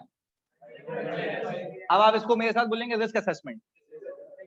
रिस्क असेसमेंट ना एक दुनिया है, आपके पूरे आयजा में फैली हुई है, वो बोलता है रिस्क असेसमेंट ड्यूरिंग ऑडिट भी चल रही होती है, क्योंकि हो सकता है जो पहले बात आपको पता नहीं हो बाद में पता लग जाए।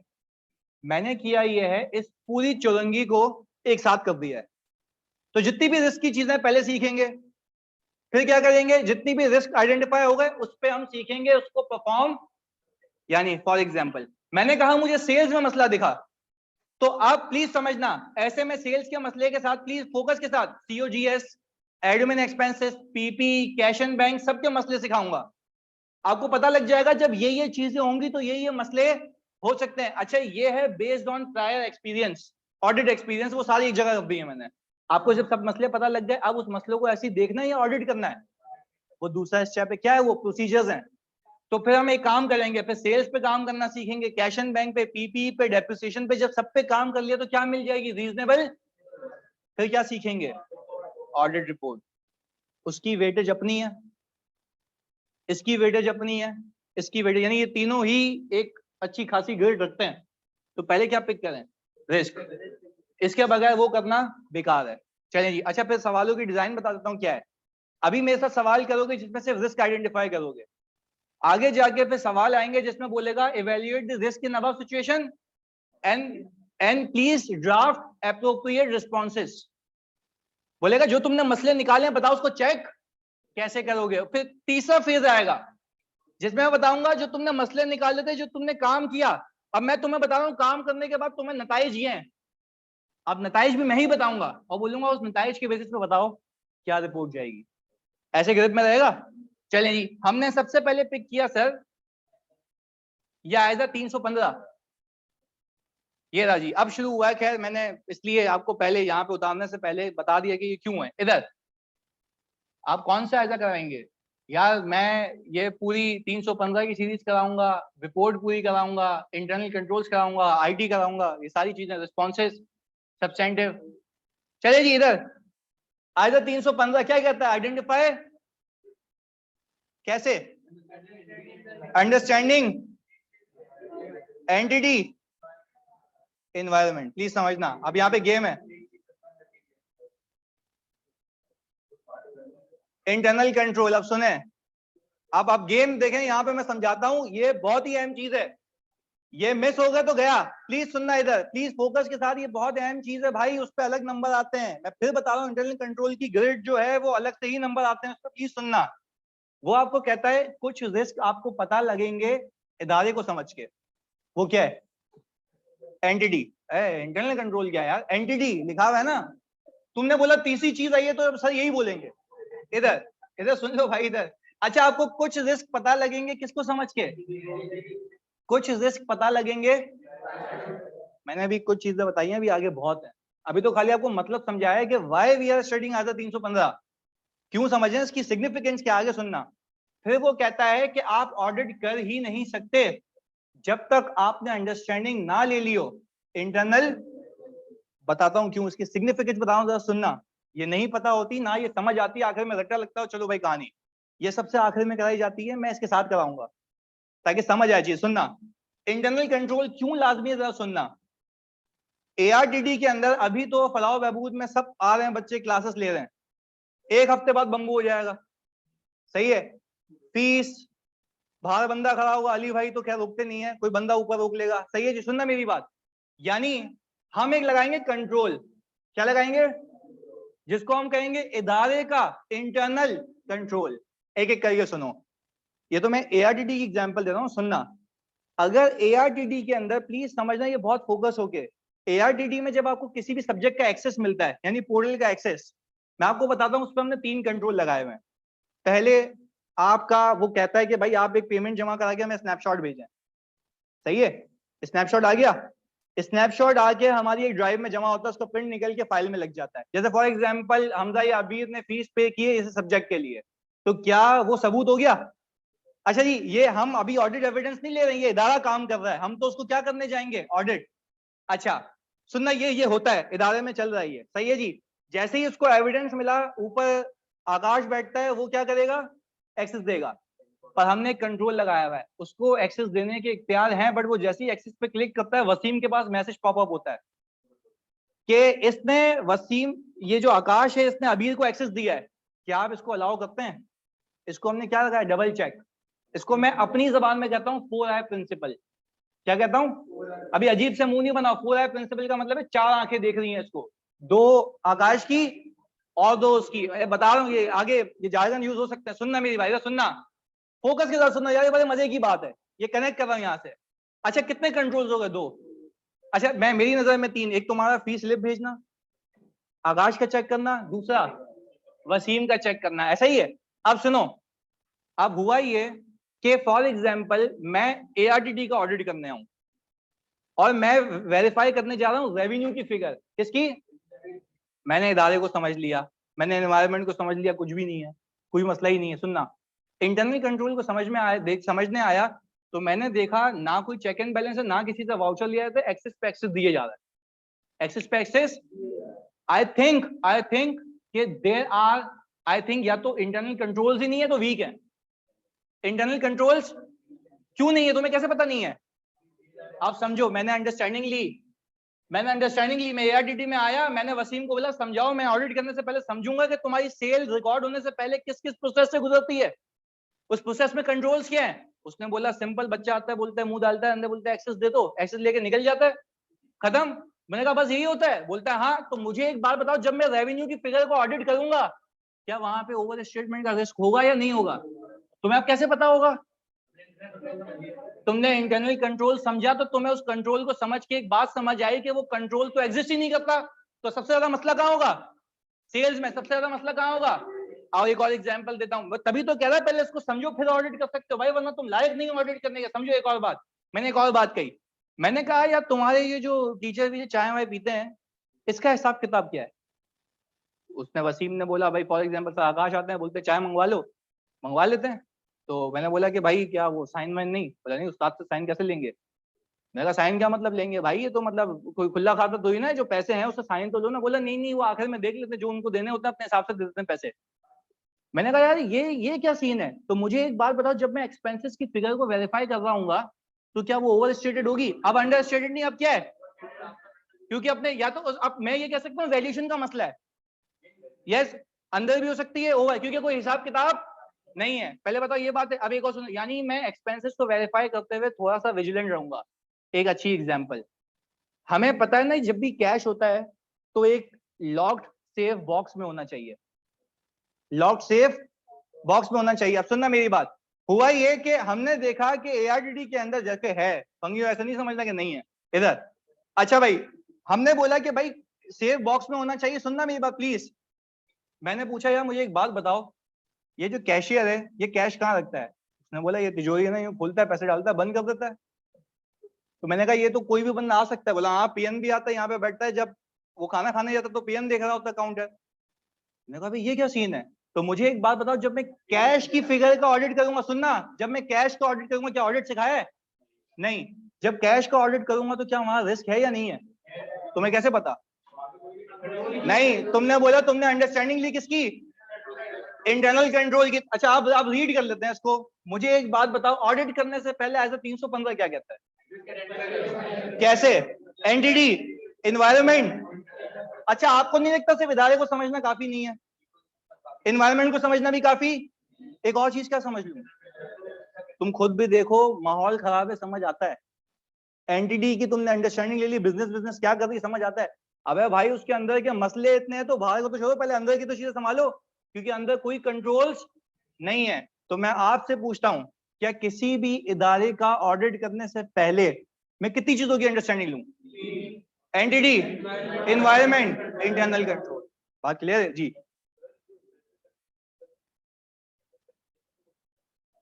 नहीं ना, देखो एंटिटी की अंडरस्टैंडिंग में क्या आता है, उसके ओनर्स। अभी अभी ये देखो, एक स्लाइड खोलता हूँ, ये रही इधर, ऑपरेशंस एक्सपोर्ट करती है, दवाई बेचती है, मैन्युफैक्चरिंग में क्या है? ऑपरेशंस। इधर हाउ इट इज स्ट्रक्चर्ड, क्या एक ही हेड ऑफिस है या ब्रांच नेटवर्क है? तो फिर मुझे क्या एक ऑपरेशन को ऑडिट करना होगा, सारी ब्रांचेस को भी देखना होगा अकॉर्डिंगली। इसलिए कहता है ये क्या हो गया, इदारा, इसके ओनर्स कौन है? अब पता लगा जरदारी की कंपनी है, तो फिर तो एनवायरनमेंट पे जाओगे ही नहीं कुछ भी, और इंटरनल कंट्रोल तो होंगे ही नहीं। ये आयजा में लिखे हैं, पर इसमें से कुछ पेपर में नहीं आता। ये एंटिटी भी ये नहीं, तुमसे ये नहीं पूछेगा कि व्हाट इज आयजा 315, या ये बता दो कि किस किस की अंडरस्टैंडिंग लोगे, ये नहीं आएगा। वो बोलेगा सिनेरियो, और बोलेगा कि बताओ इसमें से रिस्क क्या है। अब जब मैं तुम्हें इंटरनल कंट्रोल कराऊंगा ना, वो तुम्हें प्लीज सुनना, पूरा 1.5 पेज का, ये 1 पेज का, प्लीज सुनना, 1 से 1.5 पेज का तुम्हें सिनेरियो देगा। बोलेगा ये कंपनी का पूरा प्रोसेस है, या तो सेल का, या तो कैश का, या तो इन्वेंट्री का। बोलेगा बताओ इस सिस्टम के अंदर क्या क्या खामियां हैं और क्या इसके कंट्रोल इफेक्टिव हैं या नहीं है? तो यार मेरे लिए तो बहुत आसान था, मैं रट्टा लगवाता, मैं बोलते चलो भाई सवाल करते हैं, खत्म। पहले बताओ लॉजिक समझ आ रही है कि क्यों मैं इन तीनों चीजों की अंडरस्टैंडिंग लूंगा? क्योंकि मुझे क्या आइडेंटिफाई करने हैं? रिस्क। अच्छा आप सुने इधर, हाउ इट इज स्ट्रक्चर्ड का मतलब मैंने बता दिया कि क्या ब्रांच ऑपरेशंस हैं या सिंगल एंटिटी ऑपरेट कर रही है। आगे ओनरशिप क्या, ये क्यों जानूं मैं? तो क्या फर्क पड़ता है मालिक से?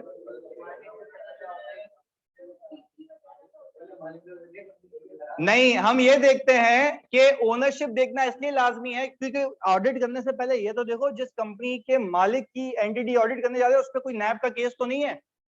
खुद बताओ, एक चोर की कंपनी ऑडिट करने जाओगे तो उसमें तुम्हें क्या लगता है मसले होंगे या नहीं होंगे? तो फिर यहां से पता लगेगा। अच्छा एक चीज तुम्हारे दिमाग में ये भी तो आना चाहिए, सुनना प्लीज, सुनना फोकस। तुम्हारे दिमाग में ये भी आना चाहिए कि सर हमें ये इदारे का ऑडिट एक्सेप्ट करने से पहले भी ये करना चाहिए, तब भी होता है। ये कितने चेक्स लगे हैं? 2। वो कहता है पहले इदारे को ऑडिट एक्सेप्ट करने से पहले भी करना, वो सीखेंगे बाद में, सही है जी। एक सीक्वेंस है, यानी वो बोलते हैं उसको कहते हैं क्लाइंट एक्सेप्टेंस प्रोसीजर्स। उसको क्या कहते हैं? वो कहते हैं किसी इदारे से अपने नाम को एसोसिएट करने से पहले उसकी अंडरस्टैंडिंग ले लेना कि उसके मालिक कौन है। यहां पे भी वापस अंडरस्टैंडिंग आ रही है ताकि उसको अपडेट किया जाए, सही है जी। आगे इसके बाद टाइप्स ऑफ इन्वेस्टमेंट। अभी हमने डिस्कस किया था कि इस इदारे ने क्या डेट सिक्योरिटीज में इन्वेस्टमेंट की हुई है या कहीं कोई इसकी सब्सिडरी तो नहीं है। तो ये सारी चीजें जब पता होंगी, कैसे पता होंगी? जब किसकी अंडरस्टैंडिंग लूंगा? एंटिटी की अंडरस्टैंडिंग लूंगा। इसके बाद हाउ इट इज फाइनेंस, इसका क्या मतलब है? या तो इक्विटी या तो लोन। और लोन होगा तो फिर अभी तो बातें बताई थी पूरी तुम्हें कि इंटरेस्ट वगैरह। तो ये तुम्हें कैसे पता लगा इदारे के पास लोन है? जल्दी, तुम्हें कैसे पता लगा कितने शेयर होल्डर्स हैं एंटिटी के अंदर? तुम्हें कैसे पता लगा क्या बिजनेस करती है एंटिटी? बताओ बात समझ आई? तो भाई जब तक इदारे की अंडरस्टैंडिंग नहीं लोगे तब तक ऑडिट करना पॉसिबल नहीं है। यहां तक कोई मसला है? चलें जी आगे। इन्वायरमेंट, इंडस्ट्री की अंडरस्टैंडिंग ले लो। ये क्या? जिस इंडस्ट्री में ऑपरेट कर रही है उसकी क्या ले लें आप? अंडरस्टैंडिंग। अच्छा ये क्या होता है, सुनना, उस इंडस्ट्री के ऊपर कौन से लॉज एंड रेगुलेशन एप्लीकेबल हैं उसकी अंडरस्टैंडिंग ले लें। रेगुलेटरी, कौन सा टैक्स रेट इसके ऊपर अप्लाई होता है, ये सारी चीजें इधर, क्योंकि टैक्स की फिगर भी तो आ रही होती है। अच्छा जी, अदर एक्सटर्नल फैक्टर्स, प्लीज समझना, other external factors, other external factors से मुराद ये है, सुनना पॉलिटिकल तो है ही है, क्या कोविड है, सही है जी, इंपोर्ट्स हैं, एक्सपोर्ट्स हैं, एक्सचेंज रेट्स क्या चल रहे हैं, मार्केट में फेयर वैल्यूज क्या चल रही है, ये पूरा किस में आता है? एनवायरनमेंट में। अब एक बात बताओ, आज के बाद अगर मैं तुमसे पूछूं क्या ऐसे ही ऑडिट करने जाएंगे? फिर रिस्क आइडेंटिफाई करेंगे। चलो मैंने तुम मान लिया कि रिस्क आइडेंटिफाई करेंगे, सही है जी, पर रिस्क आइडेंटिफाई करने के लिए किसको समझूं? एंटिटी, एनवायरनमेंट और इंटरनल कंट्रोल को। पहले बताओ यहां तक बात समझ आई? अच्छा अगर मैंने सारी चीजें एक जगह करके दे दी कि ये मसले होंगे या तो इदारे में, इन्वायरमेंट में, इंटरनल कंट्रोल में, पहले मैं तुम्हें कराऊंगा ये 2 चीजें, एंटिटी, जब ये खत्म हो जाएगा, अच्छा ये भी बेसिक क्योंकि फिर आगे अलग चैप्टर्स हैं, गोइंग कंसर्न के रिस्क, फ्रॉड के रिस्क, तो मैं यहाँ पे नहीं कराऊंगा सारे, वो रेलेवेंट जगह पे, सही है जी। इसको कंक्लूड करके निकलेंगे यहाँ से। फिर इसके बाद क्या सीखेंगे? इंटरनल। जब इंटरनल कंट्रोल सीख लिए तो हमारा रिस्क क्या हो जाएगा? खत्म हो जाएगा। फिर इस पे क्या करेंगे? प्रोसीजर्स। इस पे क्या करेंगे? हमें पता लग जाएगा कि किस रिस्क को कैसे रिस्पॉन्ड किया जाता है, किस रिस्क को, और जब रिस्पॉन्ड करके क्या मिल जाएगा? Audit evidence. ऑडिट एविडेंस से क्या मिलेगा? Reasonable assurance. फिर हम क्या दे देंगे?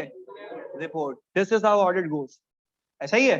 क्लियर है जी? चलें जी अब इधर सुनिएगा आगे। अच्छा एक सवाल पूछा था रेगुलेटरी का, देखो उस पर कंपनीज एक्ट अप्लाई होता है, बैंक है तो बैंकिंग ऑर्डिनेंस अप्लाई होगा, इंश्योरेंस है तो इंश्योरेंस ऑर्डिनेंस अप्लाई होगा, ऐसा? क्लियर है? This is regulatory. आगे जी, अच्छा जी इधर आखिरी, इधर सुनिएगा, रिस्क फैक्टर्स। एक एक करके इस पे बहस भी करेंगे, एक एक करके पूछूंगा, दिमाग में चिपकाना भी सवाल नहीं करवा, सुनना इधर। मैंने कहा company involve in exports and ban on exports, please please जिससे पूछूंगा ये अभी भी करवाया है, प्लीज समझना। 1 मिनट के लिए पीछे कश्यप, ये पूरी स्लाइड तुम्हें दे दूंगा, इसका अभी कोई ताल्लुक नहीं है, सही है, अभी हम सीखेंगे आगे, सही है। इधर यानी ये तो मैंने अभी बताया, बताओ। अच्छा, इम्पैक्ट ऑन फाइनेंशियल स्टेटमेंट्स, क्या इम्पैक्ट है? ओवर स्टेटमेंट ऑफ, पक्की बात है, risk of over statement of revenue. देखो यही चीजें हैं जो सीखेंगे तो बहुत बेसिक है ना, भी आगे लाइन से आ रही हैं चीजें। अच्छा एक और चीज, अब वो वक्त है कि बताऊं, सुनना। जब सेल बंद हो जाती है ना, रिकॉर्ड होना, तो हमने FAR 1 में कॉन्सेप्ट सीखा है इम्पेयरमेंट का। सुकून से समझना है इस बात को, बहुत ही सुकून से। देखो जब एक चीज नहीं बिक रही है आपकी, तो आपके फ्यूचर के कैश फ्लोज भी क्या हो जाएंगे? तो आपकी जाहिर सी बात है, एक आपका जो कैश जनरेटिंग एसेट है वो कैश जनरेट, तो उसके इनफ्लोज भी जीरो, तो उसकी प्रेजेंट वैल्यू जो आएगी वो भी नेगेटिव, तो आपकी वैल्यू इन यूज क्या हो जाएगी? आपकी कैरिंग अमाउंट। मैं कह रहा हूं कि ऐसा हो सकता है, वाकई में ऐसा नहीं है। वो क्योंकि एग्जामिनर लिखता है, क्योंकि देखो सिर्फ एक्सपोर्ट का कुछ महीनों के लिए बैन होना हरगिज मतलब नहीं है कि कंपनी का एसेट इंपेयर्ड है। बहुत सारे फैक्टर्स होते हैं, वो आगे सीखेंगे, पर अभी सिर्फ क्लैरिटी के लिए, ताकि तुम किसी सवाल या सोल्यूशन में देखो तो कंफ्यूज नहीं होना। लॉजिक बता रहा हूँ, क्या लॉजिक समझ आ रही है? कि सेल्स के बंद होने से मेरे फ्यूचर इनफ्लोज क्या हो जाएंगे?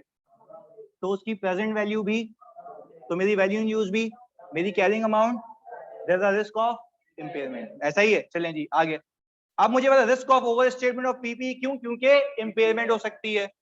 आगे जी, risk of valuation of receivable due to use of, ये बात पिक हो रही है, क्योंकि जब मैं सेल करूंगा तो उसको पीकेआर में कन्वर्ट भी करूंगा। जैसे कि इसकी एग्जांपल में इसने हर एक आइटम को किससे मल्टीप्लाई कर दिया था? 120 के, जबकि हर एक डेट पे रेट अलग अलग होता है। इस पहले फैक्टर में कोई मसला? बताऊं ये आसानी क्यों की है? तुम्हारे जितने भी पास पेपर्स है ना, उसमें सारे फैक्टर्स निकाल के एक जगह रख दिए हैं। अब सवाल देखो कि तुम्हें बोलोगे हाँ ये मसला है तो ये रिस्क है, सही है जी, तो अब वैसे भी यूज टू हो जाओगे, खुद ही सोचने का तरीका आ जाएगा। आगे लेके चलते हैं दूसरे के लिए, सही है जी, रेडी हो जाओ। अराइवल ऑफ कॉम्पिटिटर, सेल का मसला नहीं होगा? अच्छा सेल का मसला होगा नहीं होगा? कैसे भाई? वैसे बिक नहीं रहा होगा, सस्ता बेचेंगे तो लॉस भी होगा, सेल्स भी ओवर स्टेट करने की कोशिश कर सकता हूं, ऐसा ही है। चलें जी, risk of over statement of revenue, risk of over statement of, अच्छा जी ये यहाँ पे हमने वो एक मुझसे मिस हो गया वो वाला एनआरबी वाला, सही है जी, वो लाना है यहाँ पे इधर। ओके जी, इधर selling products at lower margin, ये पीछे से कनेक्टेड है। लोअर मार्जिन का मतलब ये है कि सस्ता बेच रहा हूं, क्या रिस्क है? एनआरबी। देखो हम, अच्छा एक जैसे बच्चे ने बात की ना, अच्छा इससे बताता भी हूँ, कभी ये नहीं कहना प्रॉफिट ओवर स्टेट होगा, प्रॉफिट में बहुत सारी चीजें आती हैं, पूरा पीएनएल है ऊपर। तो आप पता है क्या करना है, एग्जाम में बोलेगा खेल रहा है मेरे साथ, ये बोला खुद समझ ले कहां से आ रहा है, सही, ऐसा नहीं है, स्पेसिफिक बताना है। अच्छा खुद सोचो, लोअर मार्जिन का मतलब ये है कि मेरी कॉस्ट जो है सेलिंग प्राइस पहले ज्यादा थी, वो सेलिंग प्राइस को कम करता जा रहा हूँ, और सेलिंग प्राइस को जैसे ही कम करता जा रहा हूँ, there might be a possibility कि वो लॉस हो जाए, ऐसा है। चलें जी, तो क्या मैं कह सकता हूं ये कि selling product at lower margin creates a risk that inventory might need to be recorded at lower cost, और लॉजिकल सी बात है। अच्छा ये सारी चीजें क्यों बता रहा हूं, ताकि दिमाग में चीजें ना, लिखने से पहले मैं डायरेक्ट नहीं लिखवाऊंगा, पहले देखेंगे, सही है जी, फिर लिखना सीखेंगे, पहले मवाद तो दिमाग में लिखना क्या है इधर। आगे इसके बाद इंपोर्ट ऑफ मटेरियल, हाँ, valuation of inventory and valuation of payable. तुम वैल्यूएशन क्यों कह रहे हो? कम ज्यादा, ये बात की ना, कम ज्यादा दोनों हो सकता है। Risk in valuation of trade payable as there is a risk that incorrect exchange rate. अब देखो किसी बच्चे ने ये लिखा ना कि there is a risk of valuation of inventory या पेएबल, और आगे कुछ भी नहीं लिखा, मार्क्स कट जाएंगे, नहीं मिलेंगे। क्यों बताओ, क्यों है? वाई, रीजन देना है, व्हाट कुड गो रॉन्ग, ऐसा ही है। चलिए जी आगे। इसके बाद increase in debtor days, please सुनना, इंक्रीज इन डेटर डेज का मतलब ये है कि पहले वो 10 दिन में पैसे दे रहा था, अब 60 दिन हो गए पैसे नहीं दे रहा, क्या रिस्क है? Risk of valuation of receivable. देखो अब बताना है, यूं कहें, सुनना मेरी बात बहुत सुकून से, यूं कह सकते हैं, risk of valuation of receivable और risk of under statement of bad debt expense, दोनों बातें। वापस से, risk of over statement of receivable and under statement of bad debts. Logical सी बात है, वो एसेट्स को ज्यादा किया हुआ होगा, बैड डेट्स को कम किया हुआ होगा, ऐसा ही है। अच्छा भाई खुबैब कह रहे हैं लोअर मार्जिन पे sale due to special festival arrival, तो जानिए वो फिर पूछेंगे ना उससे, अभी तो हम रिस्क निकाल रहे हैं। सही है। अब ये कह रहा है रमजान में हम लोग वो शरबत बांट रहे हैं तो उसके लिए वो अलग है। खुबैब मुझे पता है। चले जी सर, आयजा 1037 के पर्सपेक्टिव से देख सकते हैं। 1037 आईएस होगा ना? हाँ हाँ वो भी आएगा, वो भी सब्सिक्वेंट इवेंट्स आएंगे तुम्हारे। सही है। अच्छा, risk that there might not that might not be recoverable and appropriate provision against receivable might not have been recorded. Decline in sales, क्या क्या मसला हो सकता है? पीपी की इम्पेयरमेंट। चलें जी देखते हैं। Risk that the value in use of PP might be lower than its and appropriate impairment might not have been. ये सारे शक हैं। यकीन में कब बदलेंगे? जब ऑडिट करेंगे। अच्छा देखो, अब वो सारे फैक्टर्स कहानी किससे करके तुम्हें सवाल में देगा, तुम्हें पिक करना है जवाब देना है, पिक करना है जवाब देना है, सिंपल है कहानी। आगे हाईली रेगुलेटेड एनवायरमेंट। अच्छा कश्यप कह रही है पीपीक्यू। कश्यप अभी मैंने बताया था जब सेल्स डिक्लाइन होगी तो फ्यूचर के कैश फ्लोज कम होंगे तो वैल्यू यूज भी कम होगी। सोचो सोचो सुकून से पहुंचो, सही हो।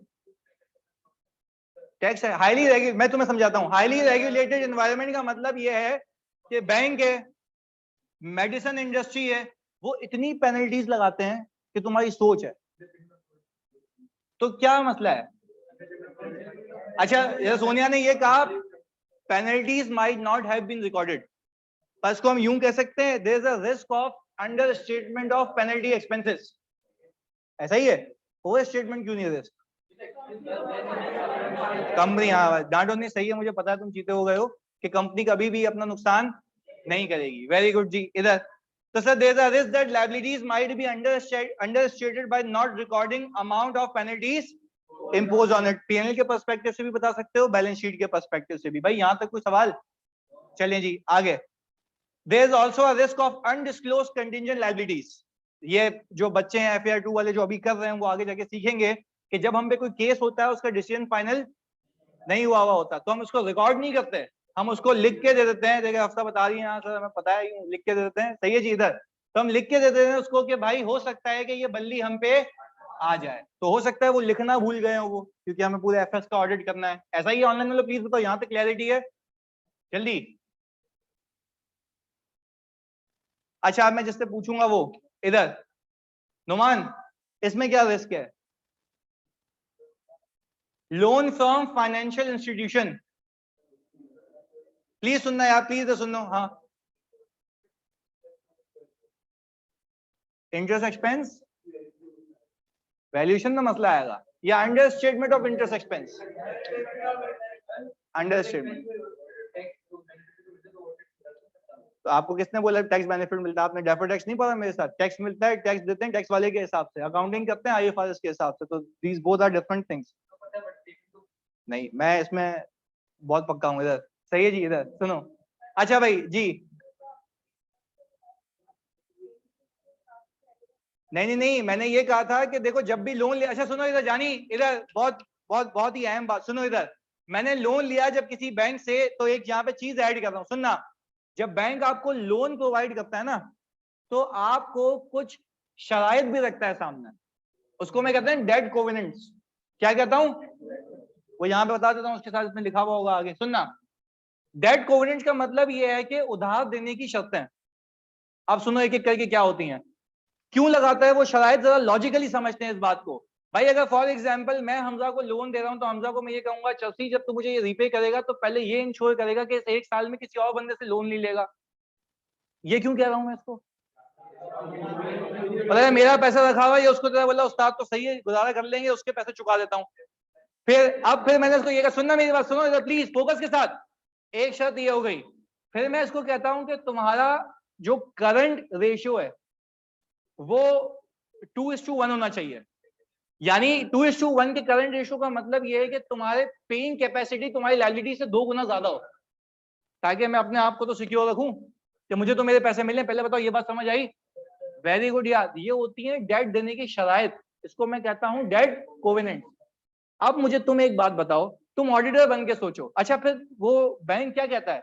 बैंक ये कहता है कि अगर तुमने ये डेट कोवेनेंट्स को ब्रीच किया तो मैं पेनल्टी तो बाद में, तू पहले पैसे उसी दिन सारे वापस करेगा, जो तुझे 10 साल में पैसे पे करने तो सारे उसी दिन वापस करेगा, क्योंकि मुझे रिस्क है कि तू अब आगे पे, या तो मैं तेरी जितनी भी चीजें गिरवी रखी हुई है प्रॉपर्टी तो सारी बेच दूंगा। ये कौन कह रहा है? बैंक। आप मुझे बात बताओ, बीइंग ऑडिटर आपको ये रिस्क नहीं है कि ये बंदा डेट कोवेनेंट्स ब्रीच करके बैठा होगा, हाँ या नहीं? तो जब भी किसी सवाल के अंदर या किसी इदारे के अंदर आप ये देखें कि कंपनी ऑब्टेन लोन या फाइनेंसिंग, तो there will always be a risk of breaching debt covenants, there will always be a risk of breaching. आपको ये बात देखना होगा, ये देखना होगा। अच्छा मैं के साथ इसलिए कह रहा हूं, रिस्क है ना, हो सकता है नहीं किया हो, पर आपने पहली फुर्सत में देखा कि भाई यहाँ ये डेट लिया हुआ, तो आपको ये शक होना चाहिए कि हो सकता है कि डेट कोवेनेंट्स ब्रीच हो गए हो। और देखो तुम ऑडिटर को रिस्क क्यों है? ऑडिटर को रिस्क इसलिए है क्योंकि अगर डेट कोवेनेंट ब्रीच हुए तो इसको सारे पैसे अभी पे करने हैं, और अगर अभी पे करने लगे सारे पैसे तो हो सकता है उसके पास पैसा, तो अब आएगा गोइंग कंसर्न का इशू, अब आएगा, यहां पे आता है गोइंग कंसर्न का इशू, बड़ा मसला है। सही है जी, इधर 2 महीने की सेल बंद होने से गोइंग कंसर्न का इशू नहीं आता। इधर आगे जी, there is a risk of non-compliance of debt covenant due to which the amount of loan might be classified current में आएगा, क्योंकि अभी आपको दस्ती पैसे पे करने हैं। इधर चले जी, रिसर्च एंड डेवलपमेंट, मैं वैसे ही बता देता हूं क्योंकि FAR 2 अभी जो बच्चे पढ़ रहे हैं उनको ये नहीं पता। सुनना, आप जब कोई इंटेंजिबल बनाते हैं ना, तो इंटेंजिबल बनाने से पहले आप कुछ करते हैं रिसर्च और फिर करते हैं डेवलपमेंट। तो आपको IS 38 ये कहता है कि जो भी रिसर्च फेज है आप उसको कर देना एक्सपेंस आउट, क्योंकि आपको तब तक श्योरिटी नहीं थी कि आप उस एसेट को बनाएंगे। तो बीइंग एन ऑडिटर आपको क्या रिस्क है? उसने रिसर्च को भी क्या किया हुआ होगा, जो कि होनी, बस कभी ये देखो तो ये याद रखना। सही है जी, ये खाली वो फैक्टर्स हैं। There is a risk that research and development expenditure might not have been accounted for as per IS। मैंने अभी IS 38 as per इसलिए लिखा है क्योंकि कुछ बच्चों ने यहाँ पे अभी किया नहीं है। वेरी गुड, आगे न्यू ERP सिस्टम, ये भी नई चीज है, मैं तुम्हें बता दूं, प्लीज समझना। एक प्लीज समझिए, बहुत अहम बात है, एक बेसिक एग्जांपल दे रहा हूं ताकि कंक्लूड हो जाए, यानी सारे फैक्टर्स हो जाएं, ताकि हम पे अगली बार से सवाल ही सवाल करें। इधर सुनना, पहली चीज सुनो मुस्तफा, इधर फोकस। पहले ARTT का पोर्टल, हाँ बिल्कुल डिटेल में, अभी यही तो कर रहा हूँ, क्या कर रहे हैं, बोलिए ऐसे डिटेल में पढ़ाएंगे ना इधर, तो क्योंकि अभी क्या कर रहा हूँ ये, इधर सुनो इधर प्लीज। अच्छा अब मुझे एक बात बताएं फोकस के साथ, पहले ARTT का अपना इन हाउस पोर्टल था, सही है, हमने इसको चेपियां लगा के जोड़ा हुआ था, चल रहा था, फिर अभी हमने आउटसोर्स किया। सही है जी, क्योंकि एक टेलर मेड चीज अच्छी मिल जाए तो आपको ऑप्ट कर लेनी चाहिए अच्छी चीज। सुनना, आपको नहीं लगता कि पुराने सिस्टम से नए सिस्टम पे जाने में कुछ चीजें मिस हो सकती हैं, क्योंकि बल्क डेटा होता है। अब CA फाइनल की अटेम्प्ट थी, सही है जी, हमारे लेक्चर यहाँ से वहां मूव होते थे, सही है जी, बीच में से 2-3 लेक्चर क्योंकि ID का इशू है गायब हो गए।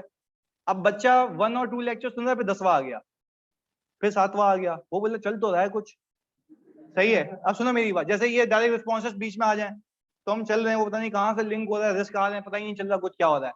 अच्छा ERP सिस्टम आने का जो रिस्क है, अब तुम मैं बातों बातों में बता चुका हूँ क्या रिस्क है।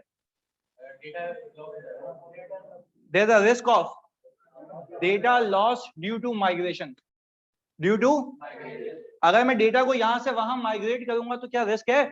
तो किसी भी सवाल में या किसी भी इदारे में, अच्छा मैं तो अभी प्रैक्टिकली देखता भी हूँ ना, बहुत सारे न्यू सिस्टम लगते हैं, तो हम इसमें करते ये हैं कि पहले डेटा की टोटल ट्रांजैक्शंस लेते हैं, दूसरे डेटा की टोटल ट्रांजैक्शंस लेते हैं, उसको क्या करते हैं आपस में रिकनसाइल करते हैं, वहां से पता लग जाता है कि कौन सी ऐसी चीज है जो लॉस्ट हो गई है या तो कंप्लीटली वहां ट्रांसफर नहीं हुई है। पहले बताओ उसका रिस्क समझ आया कि न्यू ERP सिस्टम का मतलब ये है कि यहाँ से वहां। अच्छा तुम मुझे बात बताओ, अगर तुम ये अंडरस्टैंडिंग नहीं लेते, प्लीज एक बहुत अहम बात बता रहा हूँ, तुम डायरेक्टली नए सिस्टम पे काम करना शुरू हो गए, तुमने ऑडिट कर लिया, तुम्हें पता लगा उसमें से 100 ट्रांजैक्शंस थी नहीं,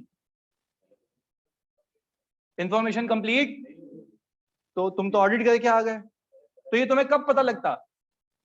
अंडरस्टैंडिंग लेते, तुम्हें पता होता कि पहले सिस्टम कोई और था। तो पहले बताओ ये बात समझ आ रही है कि अंडरस्टैंडिंग क्यों लाजमी है?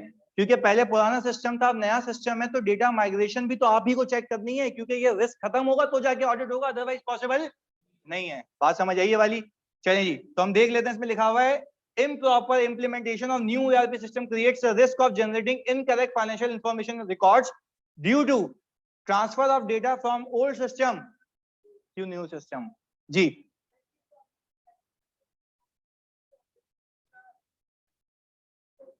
इसमें ओवर स्टेटमेंट अंडर स्टेटमेंट इसलिए नहीं है क्योंकि वो वाला रिस्क नहीं है, यहाँ पे डेटा लॉस का रिस्क है। सही है, तो हर जगह वो वाली अंग्रेजी नहीं। अच्छा अच्छा, रेगुलेटेड एनवायरनमेंट का बोला बच्चे ने। ऐसन रेगुलेटेड एनवायरनमेंट का मैंने आपको ये बताया था कि जब ऐसे एनवायरनमेंट में ऑपरेट कर रहे हो जहां पे बहुत सारी रेगुलेशंस हैं, तो आप उसको अगर ब्रीच करोगे तो पेनल्टीज लगेंगी, तो उसका रिस्क है। सही है जी, तो देयर इज अ रिस्क कि आपने वो पेनल्टी रिकॉर्ड नहीं की हुई हो। अच्छा ये पहले एक बात बताओ भाई, रिस्क फैक्टर्स क्लियर है? उसका एफएस पे इंपैक्ट क्लियर है? चलिए जी, मैं आपको ये स्लाइड भेज देता हूं, ये आपकी बुक में भी है। आप इसकी इंग्लिश को प्लीज दिमाग में बिठा के आना, क्योंकि अगली क्लास से हम सिर्फ ड्राफ्टिंग करेंगे इसकी। चलिए जी, मिलते हैं अगली क्लास में। बिल्कुल जी, बुक अवेलेबल हो जाएगी 2 दिन में। सही है जी,